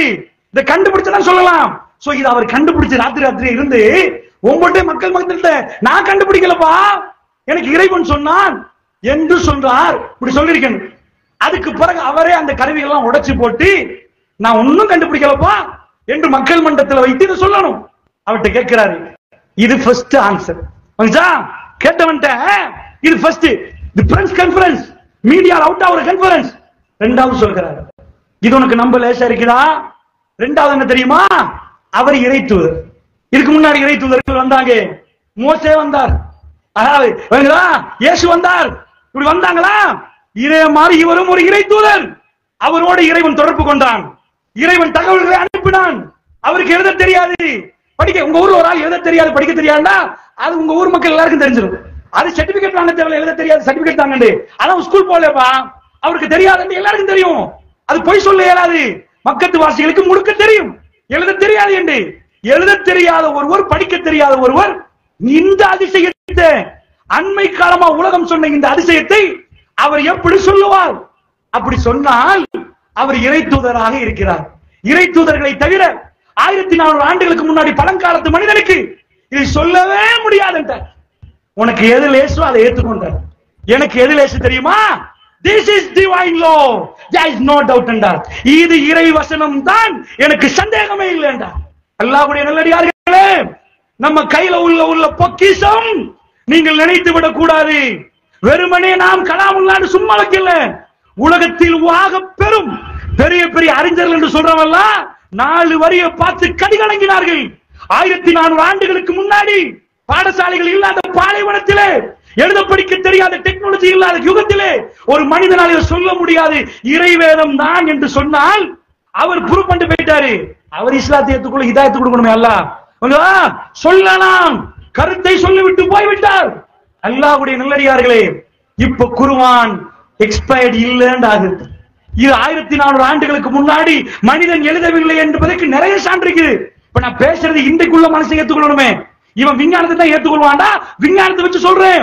இதை பார்த்து ஆச்சரியப்பட்ட பிறகு உலகமே பார்க்கிறது. தைரியமாக கொடுத்த அரபி மாணவர் குழு சந்தோஷம் அடைகிறார்கள். ஏனென்றால் அந்த இளைஞர் டீம் போய் கொடுத்ததுக்கு பிறகு அங்கீகாரம் கிடைக்கும். அப்படி இல்லாட்டி நம்ம நம்புவோம். என்ன கேட்கிறேன் தெரியுமா? இளைஞர்களே, யுவதிகளே, தாய்மார்களே, இதுல உங்களுக்கு சந்தேகம் இல்லை என்கிட்டான் அல்லாஹ். இது இறைவன் பேசுவது என்கிட்டான். அவன் மறுமையை பற்றி எச்சரிக்கிறான். என்னை சந்திக்க வேண்டி வரும் என்கிறான்.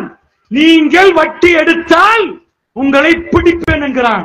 ரசூல் ஸல்லல்லாஹு அலைஹி வஸல்லம் அவர்கள் சொன்னார்கள், தன்னுடைய தாயோடு ஜினா செய்வதை விட இன்னும் சில ரிவாயத்தில் 36 தடவை மிக மோசமானது என்றார்கள் ரசூலுல்லாஹ். அந்த அருவருப்பு வர வேண்டும் தாய்மார்களே. நான் போறேன், வீட்டு பக்கத்துல பள்ளிக்கு போறேன். புதுசா ஒரு வட்டி கடை திறந்திருக்கான். திறந்தா ஒரு அபாய போட்டு தலையில ஸ்கார்ஃபும் போட்டுட்டு அந்த கிளாஸ்ல விளங்குது. போறோம், நிக்கிறாங்க. ஓப்பனிங் பெருசா சத்தம் போட்டு ஆஹோண்டு. நான் நினைக்கிறேன் அப்பதான் திறந்திருப்பான் போல. ஒரே ஒரு ஆள், அது எங்க பொம்பளை புள்ள இருக்கிறாங்க, ஒரு உமா இருக்கிறாங்க. நான் கேட்கிறேன், ஏதாவது ஒரு சாராய் விற்கிற கடையில முன்னாடி போய் நிப்பீங்களா? நீங்க தாடியை வச்சு போட்டு போட்டில் வாங்குறதுக்கு நிப்பீங்களா? ஒரு வெக்கம் வரும். அந்த அம்மா அபாயா உடுத்துட்டு இதை உடுத்துட்டு போறாண்டா, இது தப்புன்னே தெரியா நினைக்கிறேன். ஏன்னா எனக்கு மேல் கூசுது. அவ போய் தைரியமா நிக்கிறாண்டா. அல்லாஹ்வுடைய நல்லடியார்களே, பாவம் என்று தெரிந்த காலம் முடிந்து இதெல்லாம் பாவமாண்டு யோசிக்கிற ஒரு காலத்துக்கு வந்திருக்கிறோம் அல்லாஹ்வுடைய நல்லடியார்களே. அப்படி என்றால் ஏன் அது தெரிஞ்சும் போறாங்கடா? என்ன அர்த்தம்? ரஸாக், அல்லாஹ் தான் ரிஸ்க் தருவான் என்பதை அவர்கள் நம்பல. நம்பி இருந்தால் வட்டி கடைக்கு போயிருப்பீங்களா? அந்த பாவத்தில் ஈடுபடுவீர்களா? இந்த கூட்டம் வேற கூட்டம். அல்லாஹ்வை நம்பின கூட்டம். ஒரு ரஸாக், அவன் தான் ரஸாக் என்று நம்பின கூட்டம். அவன் தான் சாப்பாடு போடுவான் நம்பின கூட்டம். அதனால் கேட்கிறேன், திருக்குர்ஆனில் உள்ள வேத வரிகள் ஒவ்வொன்றையும் ஆய்வு பண்ற நேரம் அது ஆச்சரியத்தை சொல்லிக் கொண்டே இருக்கும். அந்த ஆச்சரியத்தை எல்லாம் பார்த்து மதிமயங்கிட்டோம் என்றால் சுப்ஹானல்லாஹ், இது இறைவேதம் தான். அதில் ஒவ்வொரு வரியும் நமக்கு அளவைக்கும். அந்த அளவுக்கு ஆச்சரியம். ரஸாக் என்ற ஒரு விஷயம் வந்ததுனால விஞ்ஞானத்தை விட்டுட்டு இன்னொன்றுக்கு போறேன். அல்லாஹ் ரஸாக் என்ற பாடத்தை இப்ராஹிம் நபிக்கு நடத்த விரும்பினோம். எங்க பக்கான்னு ஒரு ஊரு, இந்த மக்காண்டு, அந்த பள்ளத்தாக்குல இப்ராஹிம் நபி வந்து தன் மகனோட போறாரு. கை குழந்தை அம்மா வர்றாங்க. போயிட்டாங்கண்டா. அங்க போய் அவர்கள் என்ன பண்ணிட்டாங்க, அந்த கை குழந்தையோட அந்த அம்மாவை பக்கா பள்ளத்தாக்குல விட்டுட்டு வரணும். இப்ப ஒளிவீல்ல விட்டுட்டு வரணும்டா, பரவாயில்லப்பா ஒளிவீல்ல மரமட்டை இருக்குது, ஏதோ ஒரு தென்னந்தோப்புகள் இருக்குது, ஏதோ ஒரு தெம்பிளியாவது குடிச்சிடலாம் அப்படி இருக்கலாம்.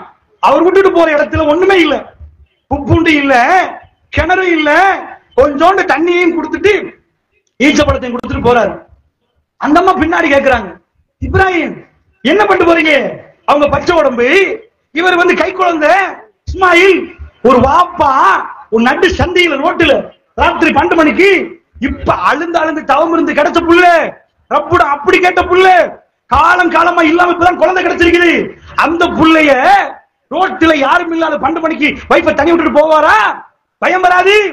அல்லாஹ் சொல்லிட்டான், புள்ள கிடைச்சிட்டான், சுற்றுலா எல்லாம் போயிட்டு அமேசான் காடு ஊட்டிக்கெல்லாம் போயிட்டு வாங்கன்னு சொல்லல, பக்கா கொஞ்சம் போயிட்டு வாங்க. அப்ப பக்கா தானே, இப்ப மக்கா பக்காக்கு போயிட்டு வாங்க. அங்க ஆதம் நபி போட்ட ஃபவுண்டேஷன் இருக்குது, கவாயிது பள்ளிக்கு கட்டின அந்த ஃபவுண்டேஷன் இருக்குது, ஃபர்ஸ்ட் ஆளே அங்கதான். அந்த இடத்துக்கிட்ட போங்க, இடத்துக்கு போய் என்ன செய்யணும்? 2 பேரும் விட்டுட்டு வந்துடணும். புள்ளை விட்டுட்டு வரதுக்கு மனசு ரசூலுல்லாஹ் சொல்றாங்க. இப்ராஹிம் நபி இப்படி போற நேரம் பின்னாடி திரும்பி பார்க்கல. அந்த அம்மா திரும்ப கேட்கறாங்க 3வது முறை, என்ன இப்ராஹிம் அல்லாஹ் ஏவினானா? ஆமான்ட்டு போயிட்டாரு. ரசூலுல்லாஹ் சொல்றாங்க, புகார்ல வருவது, மலைகளுக்கு இடையால் அவர், அந்த மக்கான்னா மலை, அந்த மலைகளுக்கு இடையால் திரும்பி பார்க்காமல் போனார். தன் மனைவியும் பிள்ளையும் தெரியாத ஒரு இடத்திலே அவர் இருந்து கைகளை ஏந்தினார். பார்க்க இயலாது, அவ்வளவு கஷ்டமா இருக்கும். பிள்ளையும் வைக்க விட்டுட்டு போறா லேசா? ரப்பனா இன்னி அஸ்கந்து மின் சுர்ரியத்தி பிவாடின் கைரி ஸி ஸரரின் இந்த பைத்துக்கள் முஹர்ரம். யா அல்லாஹ், நான் குடியமர்த்திட்டேன். யா அல்லாஹ், ரப்பனா இன்னி அஸ்கந்து மின் சுர்ரியத்தி, என் சந்ததியை குடியமர்த்திட்டேன். என் புள்ளக்குட்டியை வச்சுட்டு போலையால, இங்கதான் அவங்க பிளேஸ், இதுக்கு அப்புறம் இங்கதான் உங்களோட சந்ததி வரப்போகுது. பிவாடின் ஒரு பள்ளத்தாக்குல, கைரி ஸி ஸரரின் எந்த புப்புண்டு முளைக்காத இடத்துல, இந்த பைத்துக்கள் முஹர்ரம் உன் கண்ணியமான ஆலயத்துக்கு பக்கத்துல குடியமர்த்தி விட்டேன். யா அல்லாஹ், ரப்பனா யுகீமுஸ் ஸலாத், தொழுகையை நிலைநாட்ட வேண்டும் என்பதற்கு குடியமர்த்திருக்கிறேன். வஜ்அல் அஃபிதத்தம் மினன் நாஸி தஹ்வி இலைஹிம், மக்களுடைய கல்புகளை அவங்க பக்கம் திருப்பிட்டுன்னு போயிட்டாரு. என்ன நடக்குதா? அல்லாஹ் சொல்றார், யா அல்லாஹ், தண்ணி இல்ல, உண்ணி இல்ல, மரமட்டை இல்ல, இந்த இடத்துல என் குழந்தைகளை விட்டுட்டு, என் புள்ளையும் என் வைஃபை விட்டுட்டு போறேன். என்ன பாடம் தெரியுமா அல்லாஹ் நடத்துறான்? நீங்க நாங்க சிந்திக்கிற மாதிரி இப்ராஹிம் நபி கட்டுமையான அறிவாளி. ஒவ்வொரு நபிமார்களுக்கு அற்புதம் கொடுத்ததா படிச்சிருப்பீங்க. எனக்கு சொல்லணும் இப்ராஹிம் நபி கொடுத்த அற்புதம் என்னன்னு. மூசா நபிக்கு இது, ஈசா நபிக்கு அது, நூஹ் நபிக்கு இது என்றுமே. இப்ராஹிம் நபி கொடுத்த அற்புதம் என்ன? என்ன அற்புதம்? கைத்தடியா? அவருடைய பேச்சு திறமை. அவர் பேசினால் இன்றைக்கு எக்ஸ்பயர்ட் இல்ல. சிறுக்கு அவரை மாறி பேச யாரும் முடியாது. அந்த அளவுக்கு சிறுக்கை புரிய வைத்தவர், அவ்வளவு தெளிவாக பேசியவர். அந்த விவாதத்தை வந்து அல்லாஹ் சொல்றான், ஒரு மன்னர் அவரோட விவாதம் பண்ணல. அவர் அதெல்லாம் அதிசயம். அந்த மன்னர் கேட்கிறானா, ஏப்பா அல்லாஹ் யாரு? இவர் சொல்லிட்டானா, உயிர் கொடுக்கிறவன் உயிர் எடுக்கிறவன். மன்னர் என்ன பண்ணிட்டானா, உங்க ரப்பு உயிர் கொடுத்து உயிர் இருப்பானா? நானும் பண்ணிடுவேனப்பா. சாக கிடந்த ஒருத்தன் எடுத்தானா, இந்த பாரு நீ போ, உனக்கு விடுதலை, உயிர் கொடுத்த பாத்தியா? தூக்குல போட இருந்தவன உயிர் கொடுத்துறேன் போ. ரோட்ல போறத எடுத்து சாகடிச்சிட்டு உயிர் எடுத்தேன் பாத்தியா? சும்மா உள்ளவன் உயிர் எடுத்தேன், இப்ப சொல்லு அப்படின்ட்டா. இப்ப நாங்க என்ன பண்ணுவோம்? இது இல்லப்பா உயிர் கொடுக்கிறது, இது இல்லப்பா உயிர் எடுக்கிறது நாங்க பேசுவோம். இப்ராஹிம் நபி என்ன பண்ணிட்டாரு தெரியுமா? ஓஹோ, செஞ்சுட்டு இல்ல, இப்ப உயிர் கொடுத்து உயிர் எடுத்துட்டியா? ஏன் ரப்பு யாரு தெரியுமா? சூரிய எங்க கிழக்குல இதாகி மேற்குல மறையும். இப்ப நீ என்ன பண்ண தெரியுமா? மேற்குல ஒதுக்கி வச்சு கிழக்குல மறைக்கணும். அல்லாஹ் உண்டு செஞ்சது நீ செஞ்சங்க சொன்ன. இப்ப ரெண்டாவது செய்வோமா? உனக்குச்சா இப்படி நடக்குது, இப்படி நடத்து. புகித்தல்லதி கபர், வாய் அடிச்சு போயிட்டான். நாங்க 10 நாளைக்கு அதைவாதம் பண்ணிருப்போம். ஏன் உயிர் கொடுத்தது இப்படி இல்லப்பா, உயிர் எடுக்குது இப்படி இல்லப்பா, அது வாய் அடிச்சுட்டான். 2வது பேச்சு பேசல, அப்படி லொக் பண்ணிட்டு போயிருவாரு. அப்படிப்பட்ட ஒரு பெரும் அறிவாளி. அவருடைய அறிவே அற்புதம். அதை தனியாக குர்ஆனில் படிக்கலாம். அந்த அறிவாளி தந்த புள்ளைய மனைவி விட்டுட்டு போவாரா? என்ன ஆகும்? தண்ணி வராது, பாலைவனத்தில் இப்படி வரும். என்ன மாதிரி தண்ணி வரும்? போயிட்டார். யா அல்லாஹ், நீ ரஸாக், யா அல்லாஹ், நீ விட மாட்டா யா அல்லாஹ், என் மனைவி மக்கள் உன்கிட்ட தர்ற யா அல்லாஹ், விட்டுட்டார். என்ன ஆக தெரியுமா?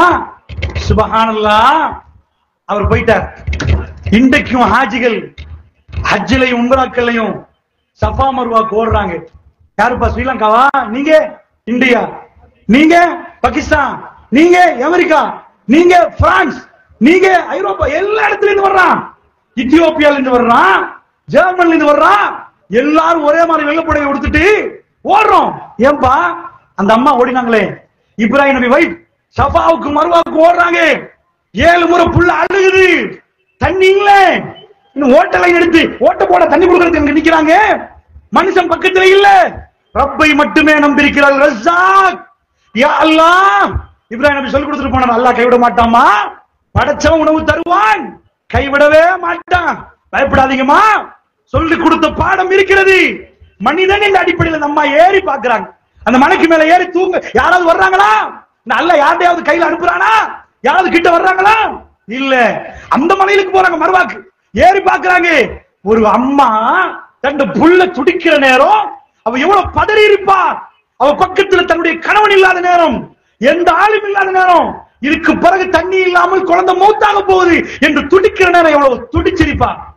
திடீரென்று ஒரு அற்புதம் நடக்குது. என்ன அற்புதம்? வானவர் ஜிப்ரீல் அங்கே வருகிறார், தன் குதியை வைக்கிறார், அங்கிருந்து தண்ணீர் வருகிறது. அதுக்கு பேர் என்ன? ஜம்சம். ஜம்சம் இது அரபி இல்ல, அவங்க பயன்படுத்தின பாஷையில அதுக்கு அர்த்தம் வந்து நில்லு நில்லு. ஜம்சம் ஸ்டாப் ஸ்டாப், நில்லு. அந்த தண்ணி வர ஆரம்பிச்சு. ரசூலுல்லாஹ் சொன்னாங்க, அந்த அம்மா அவங்க பாஷையில ஜம்சம் பண்ணாங்க, அர்த்தம் நில்லு நில்லு. சொல்லாவிட்டால் இது ஜீவ நதியாக ஓடி இருக்கும் என்றாங்க ரசூலுல்லாஹ். உலகத்தில் ஒரு பெரும் ஜீவ நதியை, இந்த பெரிய நதி அந்த அம்மா சொன்னதோட அல்லாஹ் அப்படி நிப்பாட்டினா. இது ரசூலுல்லாஹ் காலத்து. அதுக்கு முன்னாடி இது. இப்ப நம்ம பார்ப்போம், தண்ணி தொண்டையை நினைச்சிட்டாங்களா? உம்முல் குரா, எல்லா நகரங்களுக்கும் தாய் நகரம் மக்கா. அதுல உள்ள காபத்துல்லா தான் இங்க கிப்லா. இங்க இருந்தாலும் எங்களுக்கு கிப்லா தெரியும், அமெரிக்கால இருந்தாலும் கிப்லா தெரியும், பிரான்ஸ்ல இருந்தாலும் கிப்லா தெரியும். எந்த பக்கம்னு சொல்லிடுவோம், அந்த பக்கம் நம்ம சொல்லுவோம். அந்த கிப்லாக்கு பக்கத்தில், காபத்துல்லா பக்கத்தில் இந்த அதிசய நீர் ஊற்று இருக்கிறது. சவுதி கவர்மெண்ட் அண்மையில் ஆய்வு பண்ணுது. சாதாரண சவுதி சின்ன சின்ன விஷயத்துக்கெல்லாம் ப்ராஜெக்ட் போடாது. இப்ப அவங்கள்ட்ட நிறைய பணம் இருக்குது. அவர்கள் அண்மையில் பணக்காரனாகிற நாடு. இன்னைக்கு 100 ஆண்டுகளுக்கு முன்னாடி அவங்களுக்கு நாங்க தான் பணம் அனுப்பிக்கிற டாக்குமெண்ட் வச்சிருக்காங்க. அங்க பொருளாதார கஷ்டத்துக்கு இங்க உள்ளவன் பணம் அனுப்பியிருக்கிறானா? இன்றைக்கு அவர்கள் இங்க உள்ளவர்களுக்கு வேலை கொடுக்கிறார்கள். அவர்கள் ஆய்வு பண்ணார்கள். அந்த ஜம்சம் கிணறு மழை பெஞ்சாலும் மழை பெய்யாட்டியும் கல்லு வெடிச்சு தண்ணி வருது. அதுல ஒரு விஞ்ஞானி ஆய்வு பண்றாரு. மக்கா தண்ணியை குடிச்சா, அது உங்க ஊர்ல ஒரு தண்ணி குடிச்சா அது உங்க ஊர் தண்ணி. நீங்க போய் ஒழுவில் ஒரு தண்ணி குடிப்பீங்க, கண்டியில ஒரு மாதிரி தண்ணி இருக்கும், நூறலியில ஒரு மாதிரி இருக்கும், பத்தூர்ல ஒரு மாதிரி இருக்கும், வேறுவல்ல ஒரு மாதிரி இருக்கும். ஊருக்கு ஊரு தண்ணி வித்தியாசம். அப்ப மக்கா தண்ணியை குடிச்சு ஜம்சம் தண்ணி நீங்க இப்ப போய் குடிச்சாலும் கிளியரா சொல்லுவீங்க, இது வேற இது வேற. ஏப்பா அது மக்கா தண்ணி பா, இது ஜம்சம் தண்ணி பா, அந்த ஊரு தண்ணி இல்ல. ஒரு விஞ்ஞானி என்ன பண்ணிட்டாரு, ரெட் சீ இருக்குது பக்கத்துல கடல், கடல்ல போய் அங்கால லைன் வந்து ஏதோ உள்ளுக்குள்ள இருந்து வருதான்னு பாக்குறதுக்கு முழு சர்ச் பண்ணியாச்சு. அந்த ரெட் சீ தான் இல்ல, வருவதாண்டா அதுவும் இல்ல. ஜம்சம் அப்படியே எடுத்து ஃபுல்லா அந்த தண்ணிய எடுத்து வெளியே கொட்டி பார்த்து முடிஞ்சிருமான்னு பார்த்தா ஆச்சரியம் என்னன்னா, அவங்க வீட்டுகள்ல சில பேரு மோட்டர் போட்டுருப்பீங்க, மோட்டர் போட்டு தண்ணியை மேல டேங்க் ஏத்துவீங்க. தண்ணி ஃபில் ஆனா டேங்க் ஒட்டவா நின்றும், அப்ப நின்றும், அது வடியாது. ஜம்சம் வந்து அவ்வளவு பெருசா நீண்ட காலம் உதாரணம் வேணாம். கொரோனா வந்துச்சு, ஹரத்தை பூட்டிட்டாங்க. உள்ளவங்க தான் கொஞ்சம் பக்கத்துல உள்ளவங்க தொழுந்தாங்க. இமாமும் கொஞ்சம் பேர் வருவாங்க, தொழுந்துட்டு போயிருவாங்க.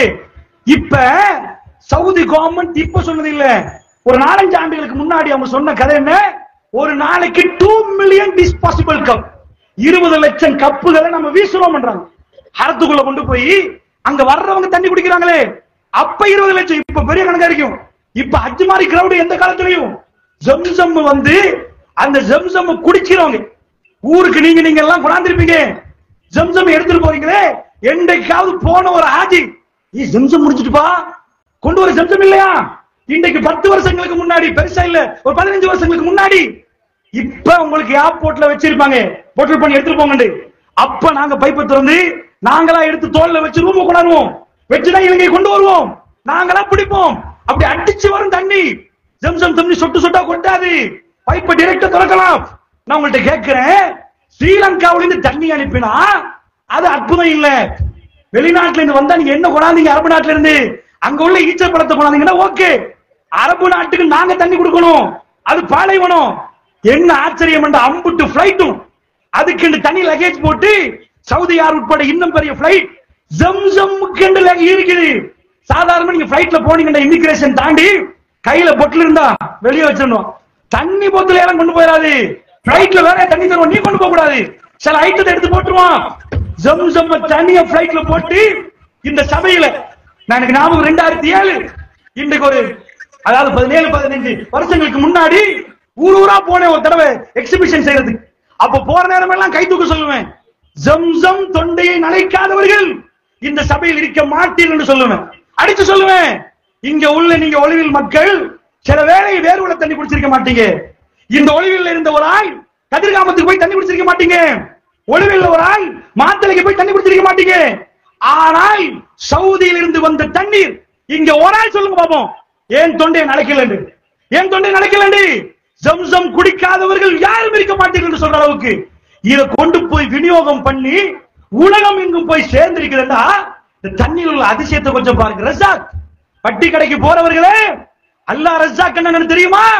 இப்ராஹிம் நபி கொண்டு போய் விடுறார் பாலைவனத்துல, அவன் பாப்பான்ட்ட ஒரு நபி, அந்த தாயும் பிள்ளையும் அங்க தத்தளிக்குது, எந்த ஆம்பளையும் இல்லை, எந்த மனுஷனும் இல்லை, அவர்களை பார்க்க யாரும் இல்லை. அந்த ரப்பு உங்களை கைவிடுவானா? அந்த ரப்பு உங்களை கைவிடுவானா? ஜிப்ரீல் அலைஹிஸ்ஸலாம் வந்து காலை வைத்த பிறகு அந்த அதிசயம் அப்போ முடிஞ்சா பரவாயில்ல, இன்றைக்கு உங்க தொண்டையை நடக்குது. இந்த தண்ணி எடுத்து உடைச்சுதான் வைங்க, உடைச்சாச்சு, இதுக்கு மேல முடிஞ்சு போச்சு. இந்த எக்ஸ்பயர் எல்லாம் உடைக்க முன்னாடி தான் இதுல போட்ட எக்ஸ்பயர் இருக்கு பாருங்க, உடைச்சதுக்கு பிறகு 1 வருஷம் வைக்கலாது, ஆனா உடைச்சாச்சு. உலகத்துல எல்லா தண்ணியும் அப்படிதான், அவ்வளவு தண்ணி அங்க வைப்போம், ஜம்சம் தண்ணியை கொண்டு வந்து வைப்போம். அந்த பக்கத்துல உள்ள தண்ணிய 10 வருஷமா வைங்க, உங்க ஊர் தண்ணிய 2 மாசம் வைங்க. நீங்க சொல்லுங்க, கலர் மாறிட்டுப்பா, வாசம் அடிக்குதுப்பா, அடுத்து போயிட்டு ஜம்சம் தண்ணியை வீடுகளில் கேலஸாக 20 வருடங்கள் வைத்தவர்கள் உங்கள் ஒளிவில் இருப்பீர்கள். சும்மா இருக்கும், வீட்டுல நிக்கும், தேவைப்பட்ட ஊற்றி குடிப்பீங்க. போச்சா, எக்ஸ்பயர்ட் ஆச்சா, அழுக்கு வந்துச்சா, குளோரைடு கூட, என்னையாவது கூட. ஆனா உலகத்தில் இப்படி தண்ணி இருக்குதா? இந்த தண்ணீர் எப்படி தெரியுமா? கொரோனால வரல, என்னப்பா வந்தா பெரிய வெள்ளம் அடிச்சு ஹஜ்ஜில வர்றவங்க இவ்வளவு பேர் வர்றாங்க, சாதாரணமா வர்றவங்க எல்லாம் 5 லிட்டர் கொண்டு போனாலும் என்ன கணக்கு வரும், எவ்வளவு வர்றாங்க. இந்த தடவை சவுதி கவர்மெண்ட் உம்ராவை சொல்லுது, ரமலானுடைய உம்ரா ஆரம்பத்துல இருந்து லாஸ்ட் வரைக்கும் ஃபர்ஸ்ட் நோம்பு வந்து 10 நாள்ல போறவங்க, 5 நாள்ல போறவங்க, 2 நாள்ல போறவங்க இருப்பாங்க. சவுதி கவர்மெண்ட் சொல்லுது, அடிச்ச விசா அடிப்படை உம்ராக்கு 3 கோடி 3 கோடி. இந்த தடவை உம்ராக்கு 5 இல்ல, உம்ரா ரமலான்ல, ரமலான்ல மட்டும் 3 கோடியா. 3 கோடி பேருக்கு 5 வீட்டுக்கு போய் 5 லிட்டர் 3 கோடியால பெருக்கி எங்கயாவது ஒரு கிணறு உலகில காட்டுங்க. ரமலானுக்கு மட்டும் தண்ணி எடுப்போம், 5 லிட்டர் மணி எடுப்போம், 3 கோடி பேர் எடுத்துட்டு போகணும். தண்ணி வரணுமே, மழை பெஞ்ச வாதி பிராயம் ஒன்று இருக்குது, அதனால தண்ணி வருவது. என்ன சொல்றேன், மழை பெஞ்சையோ இல்லையோ ஜம்சம் முடிந்ததா, ஜம்சம் நின்றதா. அல்லாஹ்வுடைய நல்லடியார்களே, அந்த ரஸாக்குடைய அன்பு வேணாமா? அந்த பாசம் வேணாமா? உங்க குழந்தைகளை பெற்றெடுக்கிற நேரம் நீங்க பாலை உற்பத்தி பண்ணி கொடுத்தீங்களா? ரப்புல் ஆலமீன் கொடுத்தானா? தாய்க்கு தெரியாது, புள்ள வந்து அப்படி விழுந்துரும், அதுக்கு பிறகு தொப்புள் கொடிய வெட்டின பிறகு அழுவும். இதுவரைக்கும் வயிற்றில் இருந்து சாப்பிட்ட குழந்தை முதல் தடவையாக நீங்க தாய்மை அடைஞ்சிருப்பீங்க. இப்ப உங்களை குழந்தைய காட்டிருப்பாங்க, அந்த அழுகை சப்தம், அதுக்கு பிரேக்ஃபாஸ்ட் தெரியாது, லஞ்ச் தெரியாது, டின்னர் தெரியாது, காலை மாலை எப்படி சாப்பிடணும் தெரியாது, ராத்திரி 1:30 மணி அழுவும். உங்களால இப்ப நடந்து போய் எதுவும் கொடுக்க இயலாது. சாப்பாடு சோற கொடுத்தீங்கன்னா குழந்தை மௌத்தா போயிடும், அது ஜீரணம் ஆகாது. பல்லு எப்ப வருவதோ அப்பதான் ஜீரண தொகுதி வேக் பண்ணும். பல்லு இல்லையா முடிஞ்சு போச்சு. நீங்க எதை பணிஞ்சு கொடுத்தாலும் முடிச்சு, லட்ட கொடுத்தா செத்து போயிரும், உள்ள ஏதாவது ஒரு ஜூஸ கொடுத்தீங்கன்னா செத்து போயிரும். அந்த நேரம் ராத்திரி 1:30 மணி குழந்தை ஆள ஆரம்பிக்குது. சுப்ஹானல்லாஹ், தாய்மார்களை இந்த அற்புதத்தை கண்ணால நீங்க பாத்தீங்க. அந்த குழந்தை அழுகிற நேரம் ரப்புல் ஆலமீன் அவன் என்ன பண்ணினான் தெரியுமா? ஒரு ஆம்பளை சாப்பிட்டா வேர்வையா மலஜலமா போயிரும்.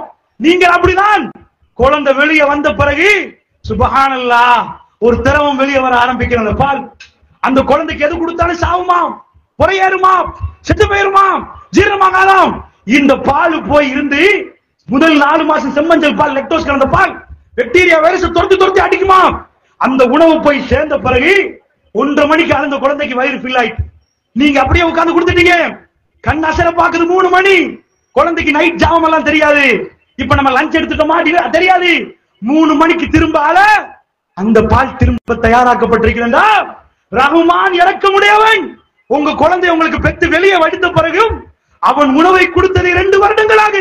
அந்த குழந்தைக்கு கை கால் பலன் இல்லாமல் நிக்கிற நேரம், தவந்து போற நேரம், சாப்பிட தெரியாத நேரம், கையை எடுத்து வாயில போட தெரியாத நேரம், பல்லால் சப்ப தெரியாத நேரம் எல்லாம் உங்கள்கிட்ட பால தந்து நீங்க கேர் பண்ணுங்க உணர்வை கொடுத்த ரஹ்மான், அந்த ரிஸ்கை கண்ணால் பார்த்து நீங்க எந்த தைரியத்தில் வட்டி கடைக்கு போவீர்கள் தாய்மார்களே? எதை நம்பி போனீர்கள்? இவ்வளவு ரிஸ்கையும் அல்லாஹ் ரப்பல் ஆலமீன் நடந்து தந்திருக்கிறான், இவ்வளவு ரிஸ்கை காட்டிருக்கிறான். ஜம்சம் உங்க தொண்டையை நனைச்சிருந்தா குறைஞ்சபட்சம் அதுக்கான நன்றி கடன். ரப்பே இது அற்புதமான தண்ணி, அல்லாஹ் அந்த தண்ணி எடுக்காட்டி அப்படி நின்று. ரசூலுல்லாஹ் காலத்துல எவ்வளவு தண்ணி வந்துச்சா? அப்ப ஜம்சம் கிணறு இல்லையா? அந்த காலத்துல அவ்வளவு மக்கள் வரல. இதுக்கு புறவுள்ள யுகம் ஹரம் எக்ஸ்பேண்ட் பண்ணி பண்ணி பண்ணி பண்ணி கிங் அப்துல் அசீஸ் அடிச்சாங்க. பெரிய பில்டிங், இதுவரைக்கும் உள்ள ஹரத்துல பகுதியை எடுத்து அந்த அளவுக்கு சுப்ஹானல்லாஹ். அதையும் தாண்டி இந்த தடவை நான் ரமலான் இருந்த ஒரு கொஞ்சம் வெளியே போன ஒரு தடவை ஒரு நாள் இஷாக்கு பிறகு ஒரு இடத்தில் நின்று எனக்கு தொழ முடியாமல் போனது. அந்த அளவுக்கு மக்கள் வடித்து நிரம்புகிறார்கள். அவர்கள் அத்தனை பேர் விருந்தாளிகளுக்கும் ரஹ்மான் உணவு கொடுக்கிறான்.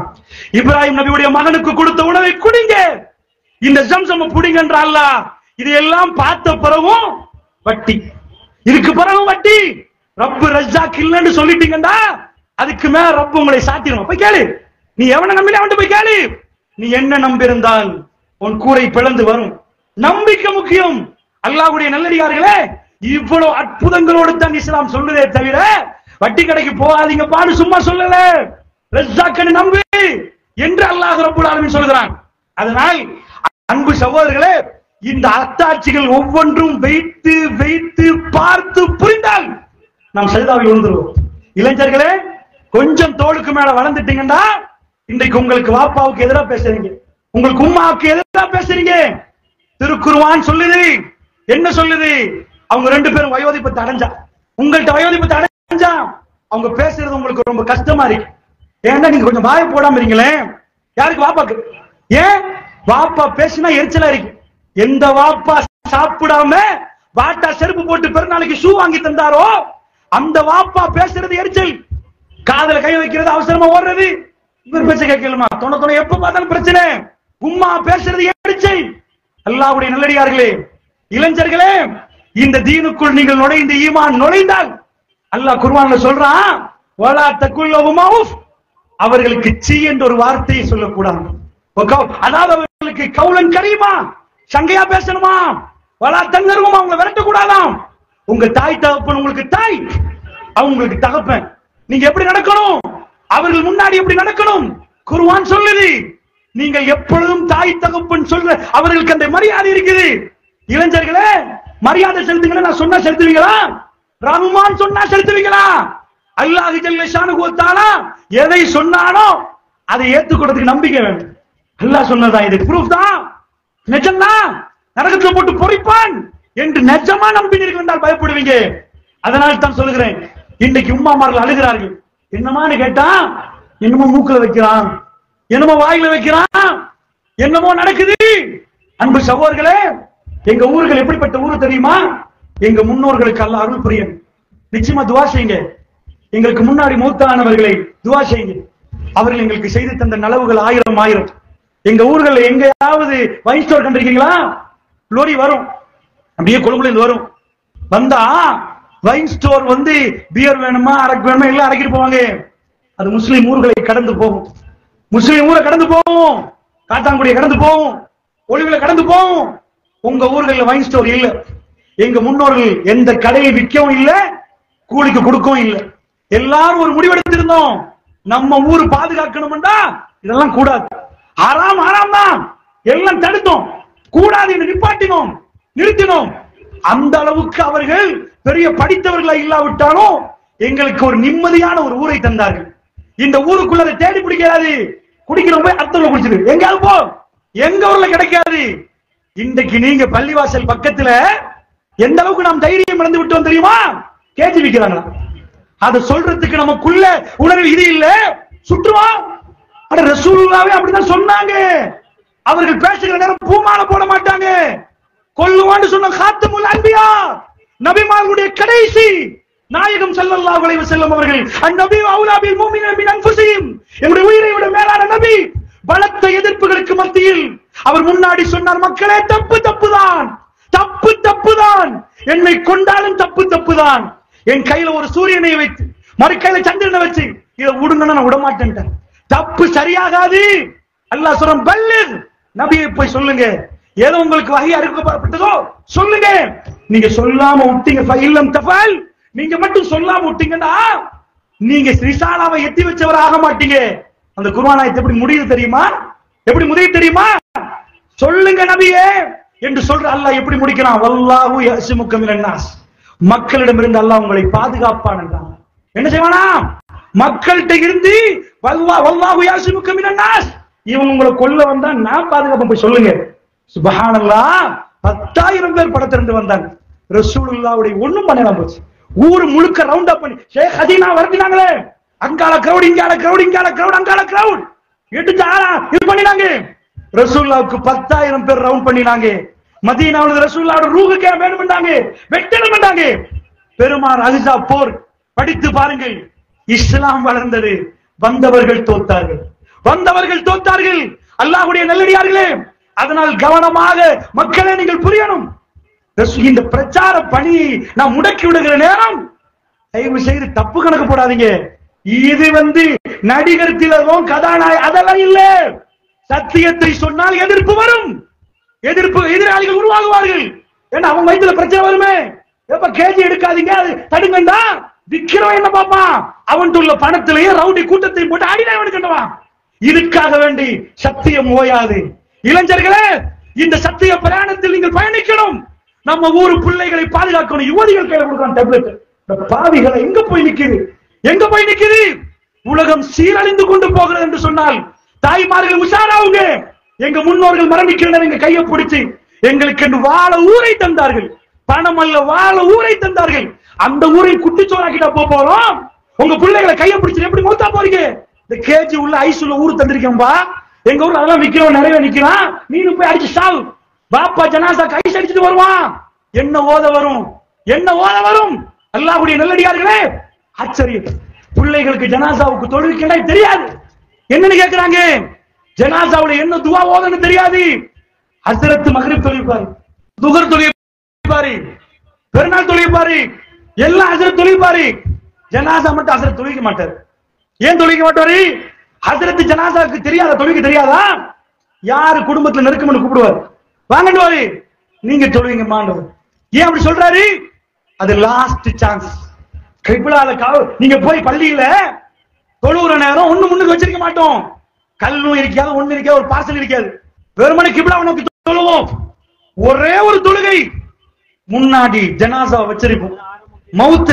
மையத்தை வைப்போம். முன்னாடி வச்சு அடக்கிட்டு தொழ மாட்டோம். முன்னாடி கொண்டு வாங்கணும். ஆம்பளைக்கு இந்த பக்கத்துல, பெண்ணுக்கு இப்படி நில்லுங்க என்று சொல்லிட்டு ஜனாசாவை முன்னாடி வச்சு சஜதா செய்யாம சுஜூது மட்டும் இல்ல, நின்று தொழுகிறோமே, அது லாஸ்ட் சான்ஸ். ஒரு மனிதனுக்கு கிடைக்கிற ஃபைனல் சான்ஸ். ஷிர்க் செய்யாத அடியார்கள் கலந்து கொண்டார். ரப்பு ஒரு வாசலை திறக்கிறான். இந்த ஜனாசாக்கு 40 பேரு ஷிர்க் செய்யாதவர்கள் வந்தா நாங்க கணக்கு போட்டு கூடாது. எல்லாத்தையும் அரசியல்வாதிக்கு லட்சக்கணக்கில் வருவான். அது அரசியல் உள்ளவன் வருவான். அரசியலுக்கு அதுக்குள்ளால் வருவான். ஒரு ஆன்மீகத்துல அப்படி வருவான். எங்கேயோ தூத்துக்குடியில் வருவான். அது முத்தைக்காரா பிரார்த்தனையோட வருவான். அவன் தக்பீரை கட்டின உடனே கண்ணால மலமலன்னு ஓடும். 40 பேர் ஷிர்க் செய்யாதவர்கள் சேர்ந்த வஜபத்துல ஒரு ஜன்னா, லாஸ்ட் வாய்ப்பு, ஜன்னாவுடைய கதவு திறக்கு. அப்பதான் ஹஸ்ரத் கூப்பிடுவார், மகன் வாங்க, பாப்பாக்கு நீங்க தொழுவீங்க. அல்லாஹ் அக்பர் தக்பீரை சொல்லி கையை கட்டினதுக்கு பிறகு முதல்ல நம்ம என்ன பண்ணுவோம்? அவுது பிஸ்மியோட சூரத்துல் ஃபாத்திஹா ஓதுவோம். இரண்டாவது நபிகள் நாயகம் ஸல்லல்லாஹு அலைஹி வஸல்லம் அவர்கள் மீது ஸலவாத் சொல்லுவோம். மூணாவது இப்பதான் ஜனாசாக்குரிய துஆ, அல்லாஹும்ம ஃபிர் லஹு வர்ஹம்ஹு வஆஃபிஹி வஅஃபன்ஹு வஅக்ரிம் நுஸலஹு வவஸி முத்கலஹு வக்ஸில்ஹு பில் மாஇ போன் துஆ. யார் ஓதணும்? உம்மா ஜனாசா வச்சாச்சு, மகன் ஓதணும். அன்பு தாய்மார்களே, நம்ம தீமைகளை போய் எது நம்முடைய கடைசி பயணமோ அதுக்குரிய சந்ததியை நம்ம செய்யாம விட்டுட்டோம். ரசூலுல்லாஹ் சொல்லுங்க, வலதுன் சாலிஹுன் யதுலஹு, அவருக்கு துஆ கேட்கிற ஒரு குழந்தை விட்டுட்டு போட்டும், பிள்ளை விட்டுட்டு போட்டும், அவருக்காக பிரார்த்தனை செய்யக்கூடிய ஜனாசாவை முன்னாடி வச்ச பிறகு இந்த நாள் எல்லாருக்கும் வரும். எனக்கு வரும், உங்களுக்கு வரும், அருமை சகோதரிகள் எல்லாருக்கும் வரும். ஒரு நாள் கேள்விப்படுவீங்க, நான் மௌத்தாயிட்டேன். ஒரு நாள் நான் இருந்தா நீங்க மௌத்தான்னு கேள்விப்படுவீங்க. அந்த நேரம் எங்க பிசினஸ் எல்லாத்தையும் விட்டுட்டு நாம் வருவோம். அந்த மாதிரி டைம்ல ஜனாசா தொழிப்பான். ஒரு சகோதரர் என்னோட நெருக்கமாக பழகினார். அவர் ரொம்ப துளைவு. அவருடைய ஜனாசாவுக்கு நான் போகிறேன். அவர் ரொம்ப பணி செய்தவர். அல்லாஹ் அவருக்கு அருள் புரியணும். ஆனால் ஜனாசாவுல அவர் மகனுக்கு தொழுகை கொடுக்கிறாங்க. நானும் பலர்களும் போயிருக்கிறோம். அல்லாஹ் அக்பர் என்று சொல்லி போட்டு தக்பீரை கட்டுறோம். அப்புறமேல மூணாவது தக்பீர் சொல்லப்படுகிறது. இப்ப அவருக்காக பிரார்த்திக்கிற நேரம் என்ன நடந்துச்சுன்னா, அல்லாஹ் மக்ஃபிர்லஹு வர்ஹம்ஹு வஆஃபி வஅஃபு அன்ஹு, அது கொஞ்சம் தாண்ட போகலே அடுத்த தக்பீர் சொல்லிட்டாரு. அப்புறம் சலாம் தான். கடுமையான வேதனையாக இருந்தது. அன்பு சகோதரர்களே, நாம் பெற்றெடுக்கிற பிள்ளைகள் கடைசி பயணம் போகிற நேரம் அவர்கள் ஒழுங்கான முறையில் பிரியாவிடை கொடுக்கிற பிள்ளைகளா நிக்கணும். உம்மா முன்னாடி வச்சதுக்கு பிறகு அல்லாஹ் மக்ஃபிர்லஹு, அதாவது வாப்பா வச்ச உடனே அல்லாஹ் மக்ஃபிர்லஹு, யா அல்லாஹ் அவர் பாவத்தை மன்னிச்சிரு யா அல்லாஹ், வர்ஹம்ஹு அவருக்கு அருள் புரிந்து விடு யா அல்லாஹ், வஆஃபி வஅஃபு அன்ஹு அவருடைய பிள்ளைகளை எல்லாம் மன்னிச்சு விடு யா அல்லாஹ், பொறுத்துக் கொள் யா அல்லாஹ், வஅக்ரிம் நுஸுலஹு அவர் நுழைகிற இடத்தை சங்கையாக்கிறியா யா அல்லாஹ், நேத்து வரைக்கும் சிரிச்சார் யா அல்லாஹ், நேத்து ராத்திரி பார்த்தார் யா அல்லாஹ், டேப்லெட் கேட்டார் யா அல்லாஹ், இன்றைக்கு அவர் எங்களை விட்டு போயிட்டார் யா அல்லாஹ், கண்ணியமா வச்சார் யா அல்லாஹ், இந்த நுழையை கண்ணியமாக்கிறியா யா அல்லாஹ், அவரை நுழைச்சிட்டு போறோம் யா அல்லாஹ், இந்த 6 அடி கபர்ல நாம வச்சுட்டு போறோம், இதுக்கு மேல அவர் பக்கத்துல உட்கார்ந்து பேச மாட்டோம் யா அல்லாஹ், லாஸ்ட் மூமெண்ட் வஅக்ரிம் நுஸுலஹு அவர் நுழைவை சங்கையாக்கிறியா யா அல்லாஹ், வவசி முதுகலஹு யா அல்லாஹ் விசாலமாக்கிறியா யா அல்லாஹ், அவருடைய நுழைவை விசாலமாக்கிறி, கபர்ல ராகத்தா நிக்கட்டு யா அல்லாஹ், என் பாப்பா யா அல்லாஹ், இப்படி எல்லாம் உங்களுக்கு எங்க உம்மா யா அல்லாஹ், இந்த உணர்வு வரணுமா இல்லையா? வக்ஸில்ஹு பில் மாயி வஸல்ஜி வல் பரதி யா அல்லாஹ், தண்ணியால குளிப்பாட்டி யா அல்லாஹ், பனி கட்டியால குளிப்பாட்டி யா அல்லாஹ், குளிர் தண்ணியால குளிப்பாட்டி யா அல்லாஹ், நாம குளிப்பாட்டிட்டோம் யா அல்லாஹ். இது என்ன குளிப்பு தெரியுமா? புடிச்சு தண்ணியால குளிப்பாட்டின கல்புல உள்ள பாவத்தை, அதாவது தண்ணியால குளிப்பாட்டி எப்படி உடம்புல உள்ள நம்ம குளிச்சா போகுமோ, கல்புல உள்ள அத்தனை நீ குளிப்பாட்டி யா அல்லாஹ், தெரியாம செஞ்சிருப்பாங்க யா அல்லாஹ், எங்க விட்டு போயிட்டாங்க யா அல்லாஹ், இதுக்கு மேல நிக்க மாட்டார்கள் யா அல்லாஹ், அந்த உணர்வு வரணுமே. வெண்மையான ஆடையில் அழுக்குப்பட்டால் எப்படி அந்த அழுக்கு கழுவினா போகுமோ, அப்படி எங்க வாப்பா வாக்கிறியா அல்லாஹ், வாபுதில் குதாரன் கைரம் மின் தாரி வாஹிலன் கைரம் மின் அகலி வஸௌஜன் கைரம் மின் ஜௌஜி. என்ன சொல்லணுமா? யா அல்லாஹ், இந்த உலகத்துல ஒரு வீட்டை கொடுத்திருந்த யா அல்லாஹ், இதை விட சிறப்பான ஒரு வீட்டை கொடுத்திரியா அல்லாஹ், எங்க உம்மாக்கு இதை விட சிறப்பான கொடுத்திரியா அல்லாஹ், வாஹிலன் கைரம் மின் அகலி இந்த உலகத்தில் கொடுத்த குடும்பத்தை விட சிறப்பான ஒரு குடும்பத்தை கொடுத்திரியா அல்லாஹ், வஸௌஜன் கைரம் மின் ஜௌஜி இந்த உலகத்தில் கொடுத்த துணையை விட சிறப்பான ஒரு துணையை கொடுத்திரியா அல்லாஹ். அந்த பிள்ளைகளை உருவாக்கிட்டீங்களா? ஒரு ஜனாசாவுக்கு நான் கலந்து கொள்றேன். கடுமையான வெயில் நாள். என்னுடைய நண்பர் ஒருவர் நிறைய பழகி இருக்கிறார். அவருடைய திடீர் மரணம் கேள்விப்பட்ட உடனே ஷொக்கா இருந்துச்சு. அப்ப நான் போய் அந்த ஜனாசாவில் கலந்து கொள்றேன். சுப்ஹானல்லாஹ், நான் ஒவ்வொன்றாக பார்க்கிறேன். அவர் என்னோட பேசியது கதைத்தது எல்லாம் என் மனக்கண் முன்னாடி வந்து போகிறது. அந்த வேளையில் அவர் மகன் தான் கபருக்கு இறங்குறார். அவர் கபரிலே மாப்பாவை வைத்த உடனே தேம்பி தேம்பி அழத் தொடங்கினார். எல்லோரும் போய்விட்டார்கள், நானும் அவரும் மட்டும் மிஞ்சிருக்கிறோம். நான் கொஞ்சம் ஓரத்துல மரத்துக்கடையில் நிற்கிறேன். அந்த மகனை நான் பார்த்து கொண்டிருக்கிறேன். பாப்பாவை அடக்கம் செய்து தலைமாட்டில் அழுது கொண்டே இருக்கிறார்.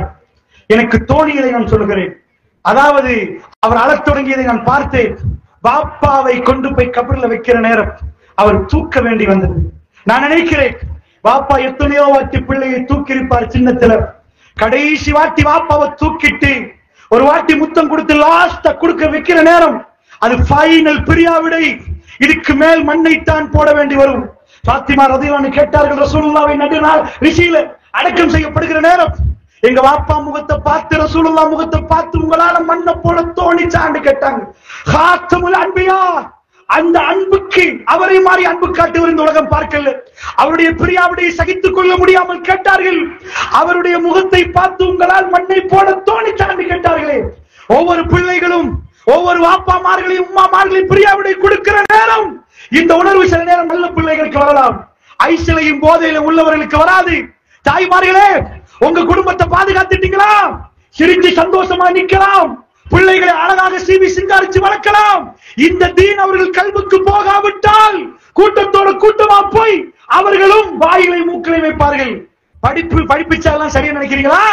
படிச்சவன அடிக்கிறான், பல்கலைக்கழகம் போனவனும் குடிக்கிறான், அவனும் வாயில வைக்கிறான். இந்த தீன் மட்டும் தான் அதுக்கு பாதுகாப்பு. ஏண்டா குடிச்சவங்கள முழுக்க உலகத்துல காப்பாத்தின தலைவரை நான் கூகுள்ல அடிச்சு அடிச்சு தேடுறேன், எவனையும் காணோம். எந்த கிளப்பையும் காணோம், எதையும் காணோம். ஆனால் ஒரே ஒரு தலைவர் மட்டும் எனக்கு தென்பட்டார். நான் பக்க சார்பாக பேசவில்லை முஸ்லீம் என்பதனால். ஒரே ஒரு தலைவர். இந்த உலகத்தில் கோடிக்கணக்கான பில்லியன் டாலர்ஸ்கள் செலவழிக்கப்படுகிறது யூத் இளைஞர்களை காப்பாற்றணும் என்று பல திட்டங்கள் போடப்பட்டிருக்கிறது. எல்லா திட்டமும் மண், அவ்வளவுதான். அங்கால பிடிக்க ஆள் பேல் அவுட்ல வர மறுபடி விற்க இதான். ஆனால் ஒரே ஒரு தலைவர் ஆயிஷா நாயகி சின்னதா சொல்றார்கள், திருமணம் முடிச்சுதான் ஆயிஷா நாயகி இன்னமல் ஹம்ர் என்ற ஆயத்து இறங்குற நேரம், ரசூலுல்லாஹ் மௌத்தா போல 18 வயசு அவங்களுக்கு. அந்த ஆயத்து இறங்குற நேரம் கட்டம் கட்டமா அல்லாஹ் தடுத்தான். குடி இல்லாம வாழையலான்னு சொன்னதுதான் ஜசீரத்துல் அரப். இந்த கிளைமேட் வேற, நைட் லைஃப் அவங்களுக்கு. இருட்டாயினா நிலாவை பார்க்கணும், குடிக்கணும், பாட்டு படிக்கணும். அந்த பாட்டு நின்று அவங்க லைஃப் முடிஞ்சு. கல்லு கொஞ்சம் பூஸ்ட் ஆகி கொடுக்கும். பாபிக்குவை போட்டுட்டு நிலாவை பார்த்துட்டு ஒரு பொம்பளை ஆட விட்டுட்டு பாட்டு. அந்த பாட்டு தான் குர்ஆனா மாறிச்சு. அந்த இரவெல்லாம் அழுது அழுது கல்லு சாராயம் இல்லாமல் திருக்குர்ஆனை அலங்கரித்தார்கள் அவர்கள். அப்ப அல்லாஹ் வலா தக்ரபு ஸலாத்து வான்தும் சுகாரா, குடிச்சிட்டு தொழுகைக்கு வந்துருவாங்க. அல்லாஹ் குர்ஆன்ல சொல்றான், குடிச்சிட்டு வராதீங்க பா தொழுகைக்கு. குடி அப்படி இருந்த ஊருக்கு ரசூலுல்லாஹ் வஹி வரும். இன்னமல் அல்லாஹ் ஹராமாக்குறான். ஆயிஷா நாயகி சொல்றாங்க, கொட்டம் கொடமா கொட்டினார்கள். அவங்க கொட்டினாங்களா இல்லையான்னு தெரியறதுக்கு ஒளிவில்ல தெரிஞ்சா தெரியும். இந்த உலகத்திலையும் இலங்கையிலையும் குடிக்காமல் ஒரு அளவாவது மத்த சமூகத்தை பார்த்தா 90 குடிச்சா 10 குடிக்க மாட்டான்னு எடுத்தா எங்கள்ல 80 குடிக்க மாட்டான், 20 குடிச்சா. இந்த வீடாசாரத்தை மூலமாக உருவாக்கினாங்களா? இல்ல. ரசூலுல்லாஹ் காலத்துல இது வந்தது ஹராம் என்ற ஒன்றனால விடுறோம். இப்ப உள்ள இளைஞர்கள் அதற்கு மாற்றமாக போறார்கள். அதாவது தண்ணி ஹராம், சாராயம் ஹராம், புகை பிரச்சனை இல்லை, புகை பிரச்சனை இல்ல, டேப்லெட் ஓகே தானே. இப்படி போதைக்கு போகிற நேரம் பெரியவர்களே, இளைஞர்களே, இன்ஷா அல்லாஹ் இந்த தீமை பாவத்தை ஒழிப்பு எல்லோரும் கை போடணும். இந்த இளைஞர்கள் மட்டுமில்ல, இன்னைக்கு இந்த நிகழ்ச்சியை ஆர்கனைஸ் பண்ணி இளைஞர்கள் மட்டுமில்லை, பெரியவர்கள் நீங்களும் கை கோர்த்து சரியான முறையில் ஊர்ல, அதாவது இந்த தப்பு தாவாவுடைய பணியில் ஈடுபட்டால் திரும்ப அல்லாஹ்வுடைய அருள் கிடைக்கும். காப்பாற்றலாம், அந்த இளைஞர்களை காப்பாற்றலாம். உயிரோட்டமான ஜனாசாக்களை பார்க்கலாம். அழுது பிரியாவுடைய கொடுத்து அல்லாஹ்வுடைய மன்னிப்பு கேட்கக்கூடிய அடியார்களை பார்க்கலாம். அல்லாஹ்வுடைய நல்லடியார்கள். அப்படி என்று சொன்னால் திருமணி குடிக்கிறது அல்லாஹ்வுடைய நல்லடியார்களே. அடுத்தது இந்த தீமைகள் ஒவ்வொன்றாக நாம பார்க்கிற நேரம் நமக்குள்ள ஈமான் உறுதியானதான் ஒரு தீமைக்கு நடுக்கம் வரும். அல்லாஹ் போட்டு நரகத்துல பொசுக்குவான்டா என்ன ஆகும்?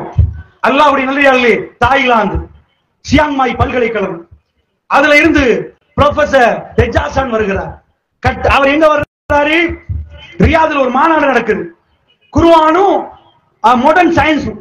இந்த மாநாடுக்கு தாய்லாந்துல இருந்து ஒரு ப்ரொஃபசர் வருகிறார், உடற்கூறு துறை விஞ்ஞானி.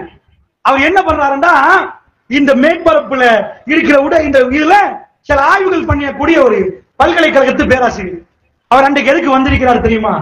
அந்த மாநாட்டுக்கு அவர் வந்தது அந்த பேராசிரியர் இஸ்லாத்தை ஏற்றுக்கொள்ள. ஏன்பா இஸ்லாத்தை ஏற்றுக்கொள்ள அவர் வரணும்? குர்ஆன்ல சூரத்து நிசால ஒரு ஆயத்து இருக்கு, இன்னல்லதீன கஃபரு பிஆயாத்தினா, எவர்கள் எங்க வேத வசனங்களை நிராகரிக்கிறார்களோ சௌஃப நுஸ்லிஹிம் நாரா, அவர்களை நெருப்பில் போட்டு அவர்கள் நெருப்பில் நுழைவிப்போம் என்றாலாம். தள்ளுவோம் நெருப்புல. மறுமையில வந்தா நெருப்போட வாழ வேண்டியது, சாவும் இல்ல வாழ்க்கை இல்ல. நீங்க நினைச்ச போல அதை போட்டு பொசு கூட்ட செத்து போயிருவாண்டே. நெருப்போட வாழணும், பசியும் வரும், நெருப்போட இருக்கணும். அந்த அளவு டெம்பரேச்சர் எப்படி நிற்கும்?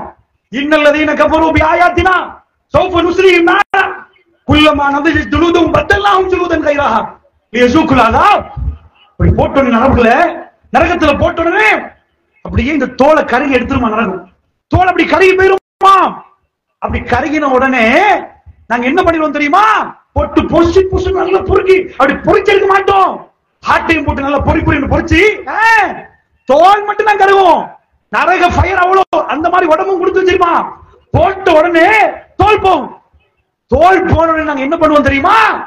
புடிச்சவன் கிட்னியை பொறிச்சிருங்க, ஹார்ட்டையும் பொறிச்சிருங்க. அப்படியெல்லாம் இல்லையா, உசுறு இருக்குமா, அதான் வேதனைன்றது. போட்டு பொறிச்சிட்டு அவன் முடிஞ்சு போச்சு. என்ன பண்ணுவோம் தெரியுமா? பத்தல்லாஹும் ஜுலூதன் கைரஹா, புதிய தோலை போடுங்க. ஷர்ட் பத்தினா புதிய ஷர்ட் போடுற மாதிரி நாங்க நரகத்தை கட் பண்ணி இப்படி வச்சிருக்கோம். போட்டு பொசுக்கி எடுத்து முள்ளெல்லாம் பிடிச்சு இப்படி பொசுக்கி பாபிக்கு மாதிரி ஆக்கி. அப்படி இல்ல, மேல் தோல் போகிற நேரமே புதிய தோலை போடுங்கப்பா குர்ஆன் நின்று இருந்தா ஆச்சரியம் இருக்காது. பின்னாடி ஒரு வசனம் வரும், லியஸூகுல் அஸாப், வேதனையை சுவைக்க வேண்டும் என்பதற்காக வேண்டி நாங்க புதிய தோலை போடுவோம். அப்ப என்னமோ குர்ஆன் சொல்லுது, புதிய தோல்ல தான் வேதனை இருக்கு, அதனால புதிய தோலை போடுறோம். பின்னாடி எப்படி வரணும், தோலை மாத்துவோம்னு சொல்லி நிப்பாட்டினா பரவாயில்ல. இல்லி எதுக்கு தெரியுமா, யஸூகுல் அஸாப், வேதனை அவர் சுவைக்கணும் என்பதற்கு புதிய தோல் போடுவோம். அப்ப நம்ம படிக்கிற நமக்கு என்ன விளங்குதுன்னா, நரகத்துல புதிய தோல் போட்டாதான் வேதனை தெரியும். அப்ப தோல்ல தான் வேதனை இருக்குது. இது உலகத்துக்கு தெரியாது. எப்ப தெரியும் தெரியுமா, அப்புறம் தான் ஆபரேஷன் கண்டுபிடிச்சான். இந்த தோல்ல தான் வலி உள்வாங்கிகள் இருக்கு, பெயின் ரிசெப்டர்ஸ் இந்த தோல் இருக்கு. அதை போட்டு தூங்க விட்டோன்னு வைங்க, அதுதான் வலிக்குது வலிக்குதுன்னு சொல்லும். அடிச்சா வலிக்குது, அதுக்குதான் வலிக்குது. அந்த வலி வந்து எடுத்து வலி உள்வாங்கிகள் இருக்குது. இது என்ன பண்ணலாம், தோல்ல தான் இருக்குது. இந்த தோள்கள்ல உள்ளத இது ஏதாவது மயக்கேல்மண்டா, அத ஒரு வகையை புரிஞ்சு கொண்டு தூங்க வைக்கலமண்டா, அது வெட்டினால் வலிக்காது. கண்டுபிடிக்கிறான், கண்டுபிடிச்சிட்டு தான் மயக்க மருந்து அடிக்கிறான். பல்ல புடுங்கணுமா, புடிச்ச அண்டுவேல ஒரு புடி பிடிச்சிட்டான்னா உசுறு போயிரும். என்ன பண்ற, அதே அண்டுவேல தான் பிடிப்பான். அடிச்சுட்டான்னா மறந்துடும், உள்ளதெல்லாம் வலி வழங்காது. கட்டுமையா பிடிச்சு ஆட்டி ஆட்டி எடுப்பான், எடுத்தாலும் வலி வழங்காது. ஏன், அங்க உள்ள செல்லுக்கு எல்லாம் மெசேஜ் கொடுத்தாச்சு. அந்த மெசேஜ் கண்டுபிடிச்சு எங்கெல்லாம் நோவு இருக்குதோ அது எங்க பாண்டா மேலடா இருக்கலாம். வெட்டிட்டு உள்ள செஞ்சா பெருசா இல்லையா, மேற்பரப்புல இருக்கலாம். இதை கண்டுபிடிச்ச பிறகு அவருக்கு குர்ஆன் ஆயத்து கிடைக்குது. என்ன இது கண்டுபிடிப்பு, இந்த பக்கத்துல உடற்கூறுத்துறை விஞ்ஞானி, சியாங்மாய் பல்கலைக்கழகம், தாய்லாந்து, அங்கிருந்து தெற்காசன் வந்தவர் இதை பார்த்து விட்டு சொன்னார், அஷ்ஹது அல்லா இலாஹ இல்லல்லாஹ். அவர் ஷஹாதத்தை சொன்னார், அஷ்ஹது அன்ன முஹம்மதன் அப்துஹு வ ரசூலுஹு. ஏனென்றா 1400 ஆண்டுகளுக்கு முன்னாடி தோல்ல என்ன நரகத்துல மெயின் சயின்ஸ், நரகத்துக்குள்ள போட்டுட்டு பொறிச்செடுக்கிறேன்டா கற்பனை பண்ணிட கூடாது. அந்த இடத்துல தோல் தான் முக்கியம் என்பது தெளிவா குர்ஆன் சொன்ன உடனே உடற்கூறுத்துறை விஞ்ஞானி அசந்து போகிறார்.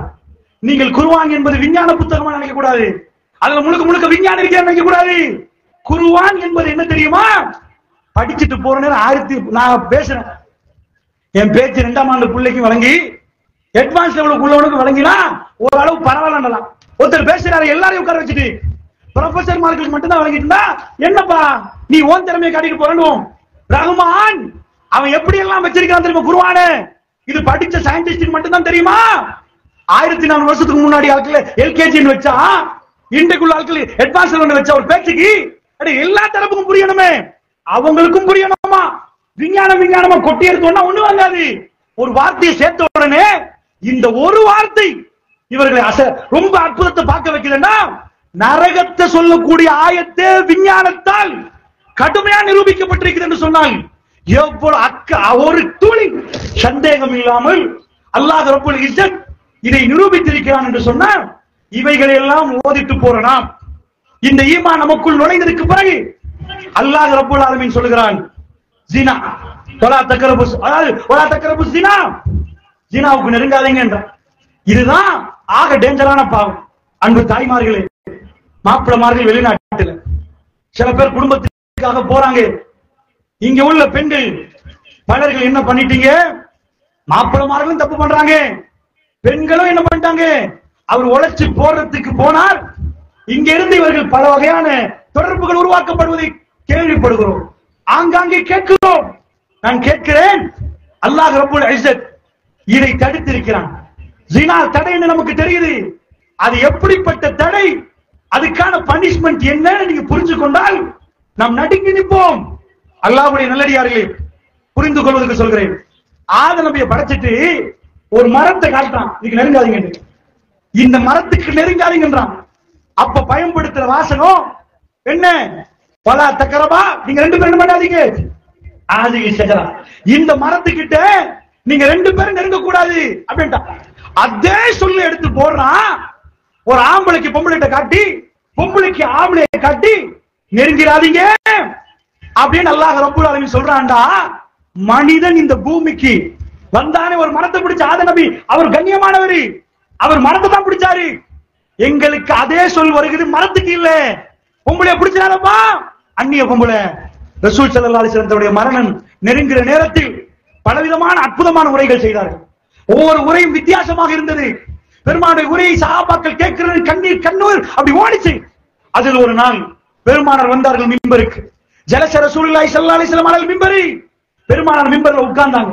உட்கார்ந்ததுக்கு பிறகு வஜலஸ்னா ஹவ்லஹு, நாங்கள் அப்படியே ரசூலுல்லாஹ்வை சூழ்ந்து உட்கார்ந்தோம். ரசூலுல்லாஹ் உட்கார்ந்துட்டாங்கடா என்னமோ சொல்ல போறாங்கன்னு நம்ம உட்கார்ந்தோம்.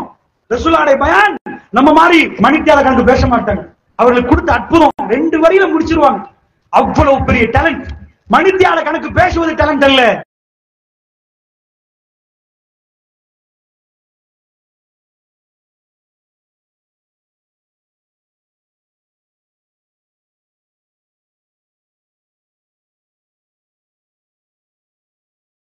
என் மௌத்தாகி போறது இல்ல, நான் மௌத்தான பிறகு உங்களை எல்லாம் விட்டுட்டு போயிருவேனே அதை நினைச்சு பயப்படுறேன். ஒரு வாப்பாக்கு அந்த பயம் வரும். என் புள்ள குட்டில என்ன ஆகும், எல்லாம் நல்லா இருப்பாங்களா, பொருளாதாரம் என்ன ஆகும், ஒரு இரையச்சம் உள்ளவருக்கு அது வராது. எல்லாம் பொருளாதாரம் வைப்பான், அவருக்கு தீன பத்தி வரும். சொல்லுவாங்களா, ஒழுங்கா நோம்பு பிடிப்பாங்களா, ஒழுங்கா எல்லாம் செய்வாங்களா, ஹராம் ஹலால் பேடி நடப்பாங்களா. இதே மாதிரி பெருமாளுக்கு உம்மத்தை விட்டுட்டு போறேன்னு ஒரு பயம். என்ன பயம்? அல்லாஹ்வுடைய தூதர் சொல்றாங்க, இன்ன மிம்மா அகாஃபு அலைக்கும் மின் பாதி, நான் மௌத்தான பிறகு உங்களை நினைச்சு பயப்படுறேன்றாங்க. எதுக்கு தெரியுமா? அய்யுஃப்த அலைக்கும் மின் ஸஹரத்தித் துன்யா, இந்த துனியாவை அல்லாஹ் உங்களுக்கு திறந்து தருவான். பாலைவனம் சோலைவனம் மாதிரி இருக்கும், அப்படி திறந்துருவான். இந்த பாலைவனம் இப்படி இருக்காதுன்றாங்க. ஜீனத்துண்டா துனியாவும் அதனுடைய அலங்காரமும் அது வரும். இன்னொரு ரிவாயத்தை நீங்க பார்க்கலாம், முஸ்லிம்ல புகார்ல எல்லாத்துல வரும். காலில் செருப்பு போட வக்கில்லாத அரபுகள் கட்டிடம் கட்டுவதில் போட்டி போடும் வரைக்கும் எந்த தாவலோன்னு ஃபீல் பண்ணியா. எப்படி வரும் தெரியுமா? நானா நீயா, நானா நீயா. அந்த எத்த தாவலூன் என்ற வசனம் எப்படி என்றா, ஒருவருக்கு ஒருவர் போட்டி போடுவாங்களா. நான் பெருசா நீ பெருசா, நான் பெருசா நீ பெருசா. அது வரைக்கும் ஜசீரத்துல் அரபுல கருப்பு ஒட்டகம் மேய்க்கிறவர்கள், காலில் செருப்பு போட வக்கில்லாதவர்கள் இவ்வளவு உயரமான கட்டிடம் கட்டுறது மட்டும் இல்ல, ஏன் கட்டிடமா ஓன் கட்டிடமான போட்டி போடும் வரைக்கும் மறுமை நாள் வராது.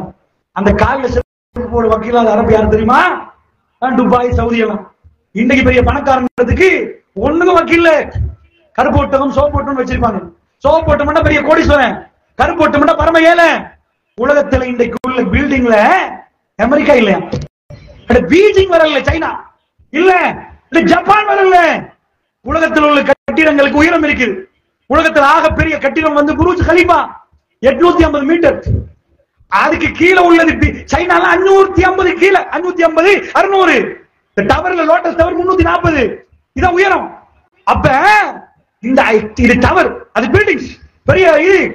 அந்த மாதிரி கட்டிடங்கள்ல உலகத்துல எதுப்பா நம்ப வேணும்னு கேட்டா புர்ஜ் கலீஃபா. எது? துபாய். இந்த அமெரிக்கால இல்லையா, இல்லையா, சைனால இல்லையா, இல்லையா. இப்ப ஒன்று கட்டுறான் எங்க ஜித்தால. யாருக்கு போட்டி பாத்தீங்களா? அமெரிக்காவுக்கும் துபாய்க்கும் போட்டி இல்லையா, ஜெர்மனுக்கும் துபாய்க்கு இல்லையா. அவன் எழுதிட்டான் 2025 ஏன் வேலை முடிச்சிருமாட்டான். யாரு? ஜித்தா, சவுதி. என்னையா பேர் என்ன? ஜித்தா டவர். என்னது அதிசயம்? வானத்தை நோக்கி ஃபர்ஸ்ட் கிலோமீட்டர் நாங்கதான். அப்படியா? இதுவரைக்கும் எவனும் கிலோமீட்டர் ஃபர்ஸ்ட் கிலோமீட்டர் அடிச்சதே இல்ல. 850 நிக்குது. அவன் ஃபர்ஸ்ட் கிலோமீட்டர் அடிக்க போறான். வானத்தை பார்த்து கிலோமீட்டர் ஃபர்ஸ்ட் பார்க்கணுமா? சவுதி. அதுக்கு பேர் ஜித்தா டவர். அது பிரஸ் கான்ஃபரன்ஸ்ல இருந்து சைன் பண்ணி முடிய அடுத்தவன் யாரு? துபாய். அப்படியா? 2026 எங்க ஒண்ணு முடியுது. என்னப்பா அது பேர்? Dubai tower. அவர் ஜித்தா டவர், இவன் துபாய் டவர். என்னப்பா? வானத்தை நோக்கிய செகண்ட் கிலோமீட்டர். அடப்பாவிகளா, இவனால 100 ஏறினீங்க, இப்ப 1 கிலோமீட்டர் போயிட்டீங்க. அங்கால 2வது கிலோமீட்டர். அவன் கல்ஃப்ல தான் போட்டி. ரசூலுல்லாஹ் என்ன சொன்னார்கள் தெரியுமா? மக்களே வயித்துல கல்ல கட்டினோம், ஈச்ச பழத்தோட வாழ்க்கையை கொண்டு போனோம். ஆயிஷா நாய் ஒரு காலத்துல அழுவாங்க. அவங்க வயசு போற காலத்துல சாப்பாடு வைக்கப்பட்டிருந்த கண்ணால ஓடும். என்ன சொல்லுவார்கள்? என் வயோதிப கணவர் அருமை ரசூலுல்லாஹ் இது எதையுமே பார்க்கலையே, இது எதையுமே சாப்பிடுறது இல்லையே, கோதுமையை சலிச்சு சாப்பிடலையே, அவர்கள் இது எதுவுமே டெஸ்ட் பார்க்கலையே. வீட்டுக்கு வந்து ஏதாவது இருக்கிறான்னு கேட்டு இன்னும் சாய் வந்து போயிருவாங்களே, நான் நோம்பாளி என்று. அவர்கள் பார்க்காத உணவை எல்லாம் பார்க்கிறேன் என்றார்கள். அல்லாஹ்வுடைய தூதர் எதை அஞ்சினாங்க தெரியுமா? உம்மத்தை பார்த்துட்டு, மக்களே நான் உங்களை விட்டுட்டு போறேன், துனியாவை எல்லாம் திறந்து தந்துருவான், நான் பட்ட மாதிரி கஷ்டம் நீங்க பட மாட்டீங்க, அதோடைய அலங்காரங்கள் எல்லாம் நீங்க பார்க்க போறீங்க. எனக்கு என்ன பயன் தெரியுமா? ஒத்த குத்துனியா ஒத்த குன்னிசா. ஆண்களே துனியாவை பயந்து கொள்ளுங்கள், பொம்பளைய பயந்துக்கோங்கண்டாங்க. அல்லாஹ்வுடைய நல்லடியார்களே, நரகத்துல வாசல் திறந்து ஒரு மனுஷனை கற்பனை பண்ணா ஒரு பொம்பளைக்கு 7, ஒரு ஆம்பளை தூக்கி நரகத்துல போட, ஒரு ஆம்பளைக்கு 7, ஒரு பொம்பளை தூக்கி நரகத்துல போட. அதுக்கு 7 மணி என்ன அர்த்தம்? அல்லாஹ்ட பவர சொல்லல, அந்த தப்புக்கு இழுக்கலாம், அந்த தவறுக்குள் நுழைய வைக்கலாம். இளைஞர்களே, யுவதிகளே, தாய்மார்களே, இந்த மண்ணுக்கு அல்லாஹ்வுடைய அருள் வேணுமா? நம்முடைய சந்தூக்குகளில் நாம் பயணிக்கிறோமே லாஸ்டா, அதுக்கு முன்னாடி நாம் நம்முடைய பாவங்களுக்கு மன்னிப்பு தேடணும். நம் பாவத்துக்கு மன்னிப்பு தேடி அந்த பாவத்திலிருந்து அல்லாஹ்விடம் தௌபா பெற்றோம் என்றால், பாவ மன்னிப்பு பெற்றுட்டோம்டா, இன்ஷா அல்லாஹ் தப்பலாம்டா. இந்த ஈமானோடு இப்ப பாருங்க, மக்கா மதீனா அந்த ஈமான் உருவாயிட்டு உலகத்துல நிறைய கோர்ஸ்களை நம்ம பார்த்திருக்கிறோம். அவரை கொண்டு வந்து வைப்பாங்க, தப்பு பண்ணினியா கேட்பாங்க. அவர் தெரிஞ்சு இவரை பிடிச்சிட்டு வந்திருப்பாரு, தப்பு பண்ணாரு கண்டோம். ரசூலுல்லாஹ்வுடைய சபைக்கு ஒரு பெண் வருகிறார். அவரை பிடிச்சிட்டு வந்தவங்க யாருன்னு கேட்டா யாருமே இல்லை. யாராவது பிடிச்சிட்டு வந்தீங்களா, யாராவது கண்டீங்களா? அந்த அம்மா நேரடியா வர்றா, யார சொல்லலாம், ஜுகைனா குலத்து பெண்ணா, சுப்ஹானல்லாஹ். ராமிதியா பெண்ணு வந்து முன்னாடி நிக்கிறேன். அல்லாஹ்வுடைய தூதரை நான் விபச்சாரம் செஞ்சுட்டேன். ஒரு பெண்ணு அதை சொல்லிட்டாங்கன்னா தண்டனை தெரியுமா? குழியை தோண்டி அவங்களை இறக்கி திருமணம் முடிச்சிருந்தா, குழியை தோண்டி இறக்கி கல்லால அடிச்சு கொள்ளணும், அதுதான் தண்டனை. அந்த அம்மா எந்த தைரியத்துல வந்திருப்பாங்க? ரசூலுல்லாஹ் மேல இருந்து கீழே பார்த்தாங்க, இல்லம்மா வயிற்றுல உள்ளதை பெத்துட்டு வாங்கன்ட்டாங்க. அந்த அம்மா வயிற்றுல உள்ளதை பெத்துட்டு வர்றாங்க. ஒரு பாவம் செஞ்சா இந்த உலகத்துல ஒரு மனிதன் கப்ப வேறுத்து போடும், பதறுவான், அழுவான், ரப்பிடம் மண்டாடுவான். நாட்கள் போக போக மெல்ல மெல்ல காலம் கழிய கழிய அந்த வேதனை குறைஞ்சிடும். இந்த அம்மா எப்படிப்பட்ட அம்மாவா இருப்பா? குழந்தைய பெத்தெடுத்துட்டு வர்றா. யார சொல்லலாம், ஜுகைனா கொடுத்து பெண் வந்திருக்கிறேன், அந்த தீமையை செஞ்சவ அத நிறைவேற்றுங்க யார சொல்லலாம். அல்லாஹ்வுடைய தூதர் சொல்றாங்க, இல்லம்மா அந்த புள்ளைய வளர்த்து பால் குடி மறக்க வச்சுட்டு கொண்டு வாமான்றாங்க. அந்த அம்மா போறா. இந்த அறிவிப்பாளர் சொல்லுகிறார், அவர் திரும்பி வருகிற நேரத்துல இந்த தடவை திரும்பி போக கூடாது என்ற உணர்வோடு வருகிறார். ஏன் தெரியுமா? குழந்தைய கொண்டு வரக்கூடிய அந்த பெண் இப்ப குழந்தை கொஞ்சம் பெருசு, கையில ஒரு ரொட்டி துண்டை கொடுத்து அதை சப்ப வைக்கிறார். ஏன் தெரியுமா?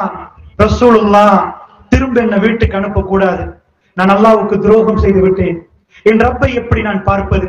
ரப்பு என்னை பார்ப்பானா? ரப்புடைய சன்னிதானத்துக்கு முன்னாடி நான் நிக்கிற நேரம் அல்லாஹ் என்னை ஏற்றுக்கொள்வானா?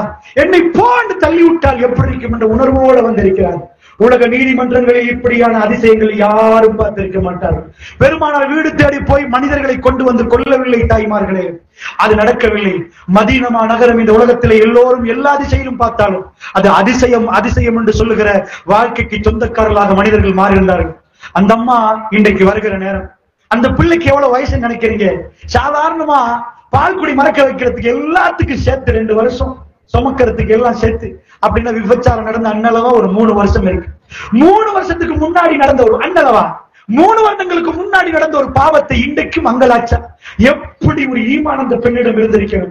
அந்த அம்மா கூட்டி வரக்கூடிய நேரத்தில் சஹாபாக்கள் நிற்கிறார்கள். அந்த அம்மா கூட்டிட்டு வர்றாங்க, அசான் சொல்றாங்க, இன்ஷா அல்லாஹ் முடிச்சுட்டு 5 நிமிஷத்துல முடிச்சு.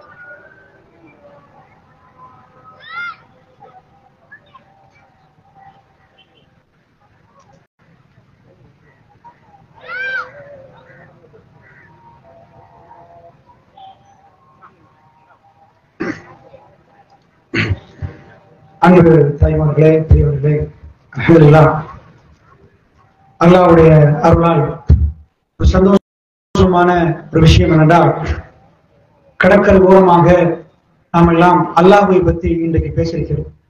சில வேளை இந்த கடற்கரை ஓரமாக நன்மைகளும் தீமைகளும் சேர்ந்து நடக்கக்கூடிய இடங்களாக நாம் இவைகளை பார்த்திருக்கிறோம். அல்ஹம்துலில்லாஹ் இன்றைக்கு இளைஞர்களும் யுவதிகளும் தாய்மார்களும் பெரியவர்களும் எல்லோரும் அமர்ந்து அல்லாஹ்வை பற்றி பேசியிருக்கிறோம் என்றால் நிச்சயமாக அல்லாஹ் எங்களை ஏற்றுக்கொள்ள வேண்டும் என்ற பிரார்த்தனையோடு இறுதியாக அந்த பெண்ணை பற்றி உங்களுக்கு சொல்கிறேன். பிள்ளையோடு வருகிறார். சாதாரணமாக பிள்ளைகள் உங்க மேல ஏறி விளையாடுற வயசு உம்மி என்று கூப்பிடும், உங்களை அபி என்று கூப்பிடும், பாப்பா உம்மா என்று செல்லமா பேசி நீங்க ரொம்ப அன்பா நின்று காலையிலிருந்து ராத்திரி வரைக்கும் புள்ள முகத்தை பார்த்தாலும் சனிக்காது. அப்படி ஒரு ஈர்ப்பை அல்லாஹ் ரப்பல் இஸ்ஸத் பிள்ளைகளில் வைத்திருக்கிறார். இந்த அம்மா விபச்சாரம் செய்யறதுக்கு பின்னாடி அவர்களை கல்லறிந்து கொண்டிருந்தால் அது என்ன வேதனையோ அதை விட அதிகமான வேதனை பிள்ளையை பிறக்க விட்டு, அந்த பிள்ளைக்கு பால் குடி மறக்க விட்டு, அந்த பிள்ளை பக்கத்திலேயே வாழ்ந்து இன்றைக்கு பிள்ளையை கூட்டிட்டு வரலாம். நடந்து வருகிற பிள்ளை கையில ஒரு அதாவது ரொட்டி துண்டு சப்பி சப்பி வருகிறது. ரசூல் ஸல்லல்லாஹு அலைஹி வஸல்லம் வந்து சொல்றாங்க, யார சொல்லலாம், ஜுபைனா கொடுத்த பெண் வந்திருக்கிறேன் யார சொல்லலாம். அல்லாஹ்வுடைய தூதர் சொல்றாங்க, இந்த பிள்ளை இன்னார் கையில கொடுங்கன்றாங்க. கை மாறி பிள்ளை அங்க போகுது. தாய்க்கு என்ன நடக்க போகுது என்று பிள்ளைக்கு புரிகிறதா இல்லை என்று தெரியாது. ஆனால் பிள்ளை கை மாறி போகிற நேரம் அந்த அம்மா முன்னாடி வருகிறாங்க. அல்லாஹ்வுடைய தூதரே, எனக்குரிய ஹத்தை நிறைவேற்று. குழி தோண்டப்படுகிறது. குழியில் இறக்கப்பட்டு கல்லை கையில் எடுத்து தோழர்கள் சரமாரியாக அடிக்க ஆரம்பிக்கிறார்கள். ஒருவர் சொல்கிறார், நாசமா போன பெண்ணே என்று கல்லை எறிகிற நேரம் நாயகம் ஸல்லல்லாஹு அலைஹி வஸல்லமுடைய காதுக்கு அது கேட்கிறது. ரசூலுல்லாஹ் சொன்னார்கள், சொல்ல வேண்டாம், அப்படி சொல்ல வேண்டாம். இந்த பெண் யாரு தெரியுமா என்று கேட்டார்கள். இவருடைய ஈமான் என்ன தெரியுமா?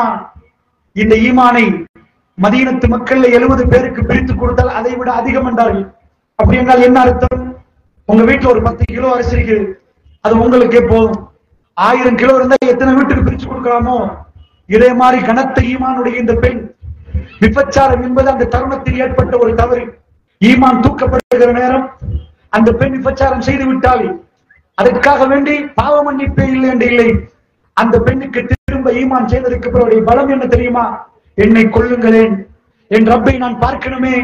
ரப்பை என்னை பார்க்க முடியாது என்று சொன்னால் மறுமை நாளிலே அல்லாஹ் சில பேரை பார்க்க மாட்டேன் என்கிறானே, அந்த கூட்டத்தில் நான் வரக்கூடாது. என் ரப்பி என்னோட பேச மாட்டேன் என்று சொன்னால் என்னை தூக்கி நரகத்தில் போட்டால் அதை விட என் ரூஹு போவது பெருகு.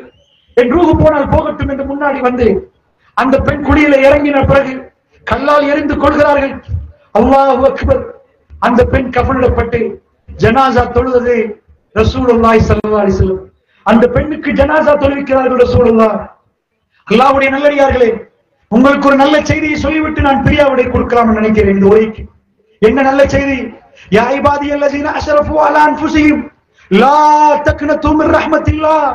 அல்லாஹ் ரப்பல் ஆலமீன் குர்ஆனில் கூப்பிடுகிறான், யா இபாதி, என் அடியார்களே. யா இபாதியல்லஸீன அஸ்ரஃபு அலா அன்ஃபுஸிஹிம், அவர்களுக்கு அவர்களை தீங்கு செய்து கொண்ட அடியார்களே.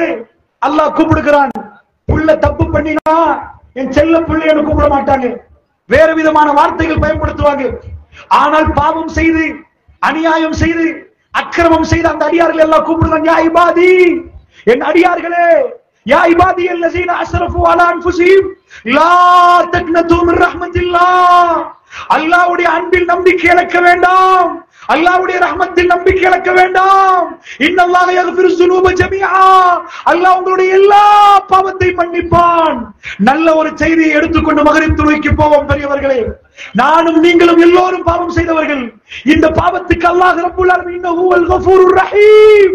அவன் கஃபூர், அவன் மன்னிக்க கூடியவன், அவன் இரக்கமுடையவன். நாங்கள் எல்லோரும் சுத்தமானவர்கள் அல்ல. ரப்புல் ஆலமீன் வதுஊனி அஸ்தஜிபு லக்கும். பாவம் செய்தவர்களை கேளுங்கள், உங்களுக்கு நான் பதில் தருகிறேன், உங்களுக்கு நான் பதில் தருகிறேன் என்று சொல்கிறான். பாலைவனத்து வரலாறை நீங்கள் படித்து பார்த்தால் பாவம் செய்தவர்களுடைய தௌபாவை அல்லாஹ் ஏற்றுக்கொண்ட விதங்களை நீங்கள் படிப்பீர்கள். அல்லாஹ் ரப்புல் ஆலமீன் அந்த வரலாறுகளை எங்களுக்கு இன்றைக்கும் பாதுகாத்து தந்திருக்கிறான் என்றால் நாம் திருந்துவதற்கு அல்லாஹ்வுடைய நல்லடியார்களே இது ஒரு நல்ல தருணம். நீங்கள் எவ்வளவு பெரிய பாவம் செய்திருக்கலாம், அல்லாஹ் மன்னிப்பான். தௌபாக்குரிய ஷரத்து சொல்வதற்குரிய நேரம் இல்லை என்றாலும் பாவத்துக்கு திட்டிவிட்டு நான் முடித்தால் அது பாவத்தோடு முடிந்துவிடும். மன்னிப்பு உண்டு என்ற நம்பிக்கை வந்தால் திரும்ப புது மனிதனாக இந்த உலகத்தை பார்க்கலாம், புதுதாக உலகத்தை பார்க்கலாம். ரப்பு உங்களை ஏற்றுக்கொள்வான் நிச்சயமாக. ரப்பு உங்களுடைய பாவங்களை மன்னிப்பான். அவன் இரக்கமுடையவன், அவன் ரஹ்மான், அவன் ரஹீம், அவன் நிச்சயமாக இரக்கமுடையவன். பெருமானாரை கொலை செய்ய வந்தவர்களை அவன் மன்னிக்க முடியும் என்றால், பெருமானாரை வெட்டியவர் வெட்ட வேண்டும் என்று துடித்தவர்களுக்கு பெருமானார் பக்கத்தில் இடம் கொடுக்க முடியும் என்று சொன்னால், அபூ சுஃபியான் அவர் 10,000 பேரோட வந்தார். ரசூலுல்லாஹ்வை கொல்ல, முகத்தை கிழிக்கணும், வெட்டணும், இவரை கொல்லணும் என்று வந்தார். ஆனால் மக்கா வெற்றியிலே அல்லாஹ் அபூ சுஃபியானுக்கு ஹிதாயத்தை கொடுத்திருந்தான். ரசூலுல்லாஹ் திருப்பிக் கொள்ளவில்லை தலையை, பையத்தை ஏற்றுக்கொண்டார்கள், மன்னித்தார்கள். கொலை செய்ய வந்த உமர் பின் கத்தாப் ரலியல்லாஹு அன்ஹு அவரை எவ்வளவு பாவமா இருக்கும் ரசூலுல்லாஹ்வை கொலை செய்ய வருவது என்பது அல்லாஹ் மன்னித்து ரசூலுல்லாஹ்வுடைய கபருக்கு பக்கத்தில் அவருக்கு இடம் கொடுத்தார். அல்லாஹ்வுடைய நல்லடியார்களே அவன் இரக்கமுடையவன், அவன் பாசமிக்கவன், அவன் அன்பாளன். இன்னல்லாஹ யக்ஃபிரு ஸுனூப ஜமீஆ. அல்லாஹ் உங்களுடைய ஒரு பாவத்தை, 2 பாவத்தை, 3 பாவத்தை அல்ல, எல்லா பாவங்களையும் மன்னிப்பான். யா இபாதியல்லஸீன அஸ்ரஃபு அலா அன்ஃபுஸிஹிம். அவர்களுக்கு அவர்களே தீங்கு செய்து கொண்ட என்னுடைய அடியார்களே, லா தக்னது மின் ரஹ்மத்தில்லாஹ். அல்லாஹ்வுடைய ரஹ்மத்தில் நம்பிக்கை இழக்க வேண்டாம். இன்னல்லாஹ யக்ஃபிரு ஸுனூப ஜமீஆ. அல்லாஹ் எல்லா பாவத்தையும் மன்னிக்க போதுமானவன். அந்த நம்பிக்கையோட பள்ளிவாசலுக்கு போவோம், மன்னிப்பை கேட்போம், ஒவ்வொரு பாவமாக விடுவோம். விசேடமாக கிழக்கு மாகாணத்தில் தலை விதித்து ஆடக்கூடிய சீதனம், வெட்கக்கேடு. ஒரு பெண்ணிடம் ஒரு ஆண் கேட்கக்கூடிய இந்த சீதனம், ஆண் நஃபகா, அந்த உடன்படிக்கை கேவலம். பொண்ணை கூப்பிட்டு வந்து உட்கார்ந்து நிக்கா செய்ய மாட்டோம். மாமா வருவார், அதாவது வயிற்ற வாப்பா. ஏனென்றா அன்றைக்கு நிக்காவுடைய ஷரத்துகள் என்ன தெரியுமா? நீங்க எப்படி மகளை பார்த்தீங்களோ அப்படி நான் பார்க்க போறேன். நீங்க கொடுத்த உடை நான் கொடுக்க போறேன். நீங்க வச்சிருந்த வீடு மாதிரி நான் ஒரு வீட்டுல வைக்க போறேன். நான் அவ செலவழிக்க போறேன். அது பெண்ணோட பேசி வேலை இல்லை. யார் இதுவரைக்கும் பெண்ணுக்கு பொறுப்போ அவரை உட்கார வைத்து பேசுற சபை, அதை கேலி செய்கிறோம் பெரியவர்களே. நிக்கா என்றால் என்ன? வாப்பாவிடம் இருந்து பிள்ளையை பொறுப்பெடுக்கிற வைபவம். அது தைரியமாக ரப்பிடம் அந்த ரிஸ்கை நம்பி 2 பிள்ளை அல்ல, 4 அல்ல, 40 பிள்ளை வந்தாலும் இன்ஷா அல்லாஹ் ஹுவர் ரஸாக், அவன் தான் ரஸாக் என்ற நம்பிக்கையில் பொறுப்பெடுக்கிறோம். ஆனால் கேவலம் அடியால் மாற்றிக்கொள்கிறோம். என்ன? வீடு எனக்கு, அது எனக்கு, பொம்பளை புள்ளைய முடிக்கிறதுக்கு இது எனக்கு. இந்த கேவலமான லஞ்சம் யாரு சொன்னது? அந்த வீட்டில் பரக்கத்து வருமா? பொருளாதாரம் பெருசாகிவிட்டது. அல்லாஹ்வுடைய சட்டங்களை காலுக்கு கீழ் போட்டு பிரிக்க போகிறோம், தயங்கவில்லை. அதுக்கு தௌபா செய்வோம், அல்லாஹ்விடம் பாவ மன்னிப்பு கேட்போம். ரஹ்மான் எங்களை ஏற்றுக்கொள்ள போதுமானவன். எங்களுடைய ஜனாசாக்கள் இந்த பூமியில், அதாவது அடக்கம் செய்யப்படுகிற நேரம், ரப்பு மன்னித்தவர்களாக, அவனுடைய அருள் பெற்றவர்களாக இந்த உலகத்தில் இறுதி பயணத்தை நாம் போக வேண்டும் என்ற எண்ணத்தோடு இந்த விடயங்களை உங்களுக்கு மத்தியில் பதிவு செய்தேன். உள்ள நாய் நம் அனைவருக்கும் அருள் புரிவானாக. வஆகிரு தஅவானா அல்ஹம்துலில்லாஹி ரப்பில் ஆலமீன். அஸ்ஸலாமு அலைக்கும் வரஹ்மத்துல்லாஹி வபரகாத்துஹு.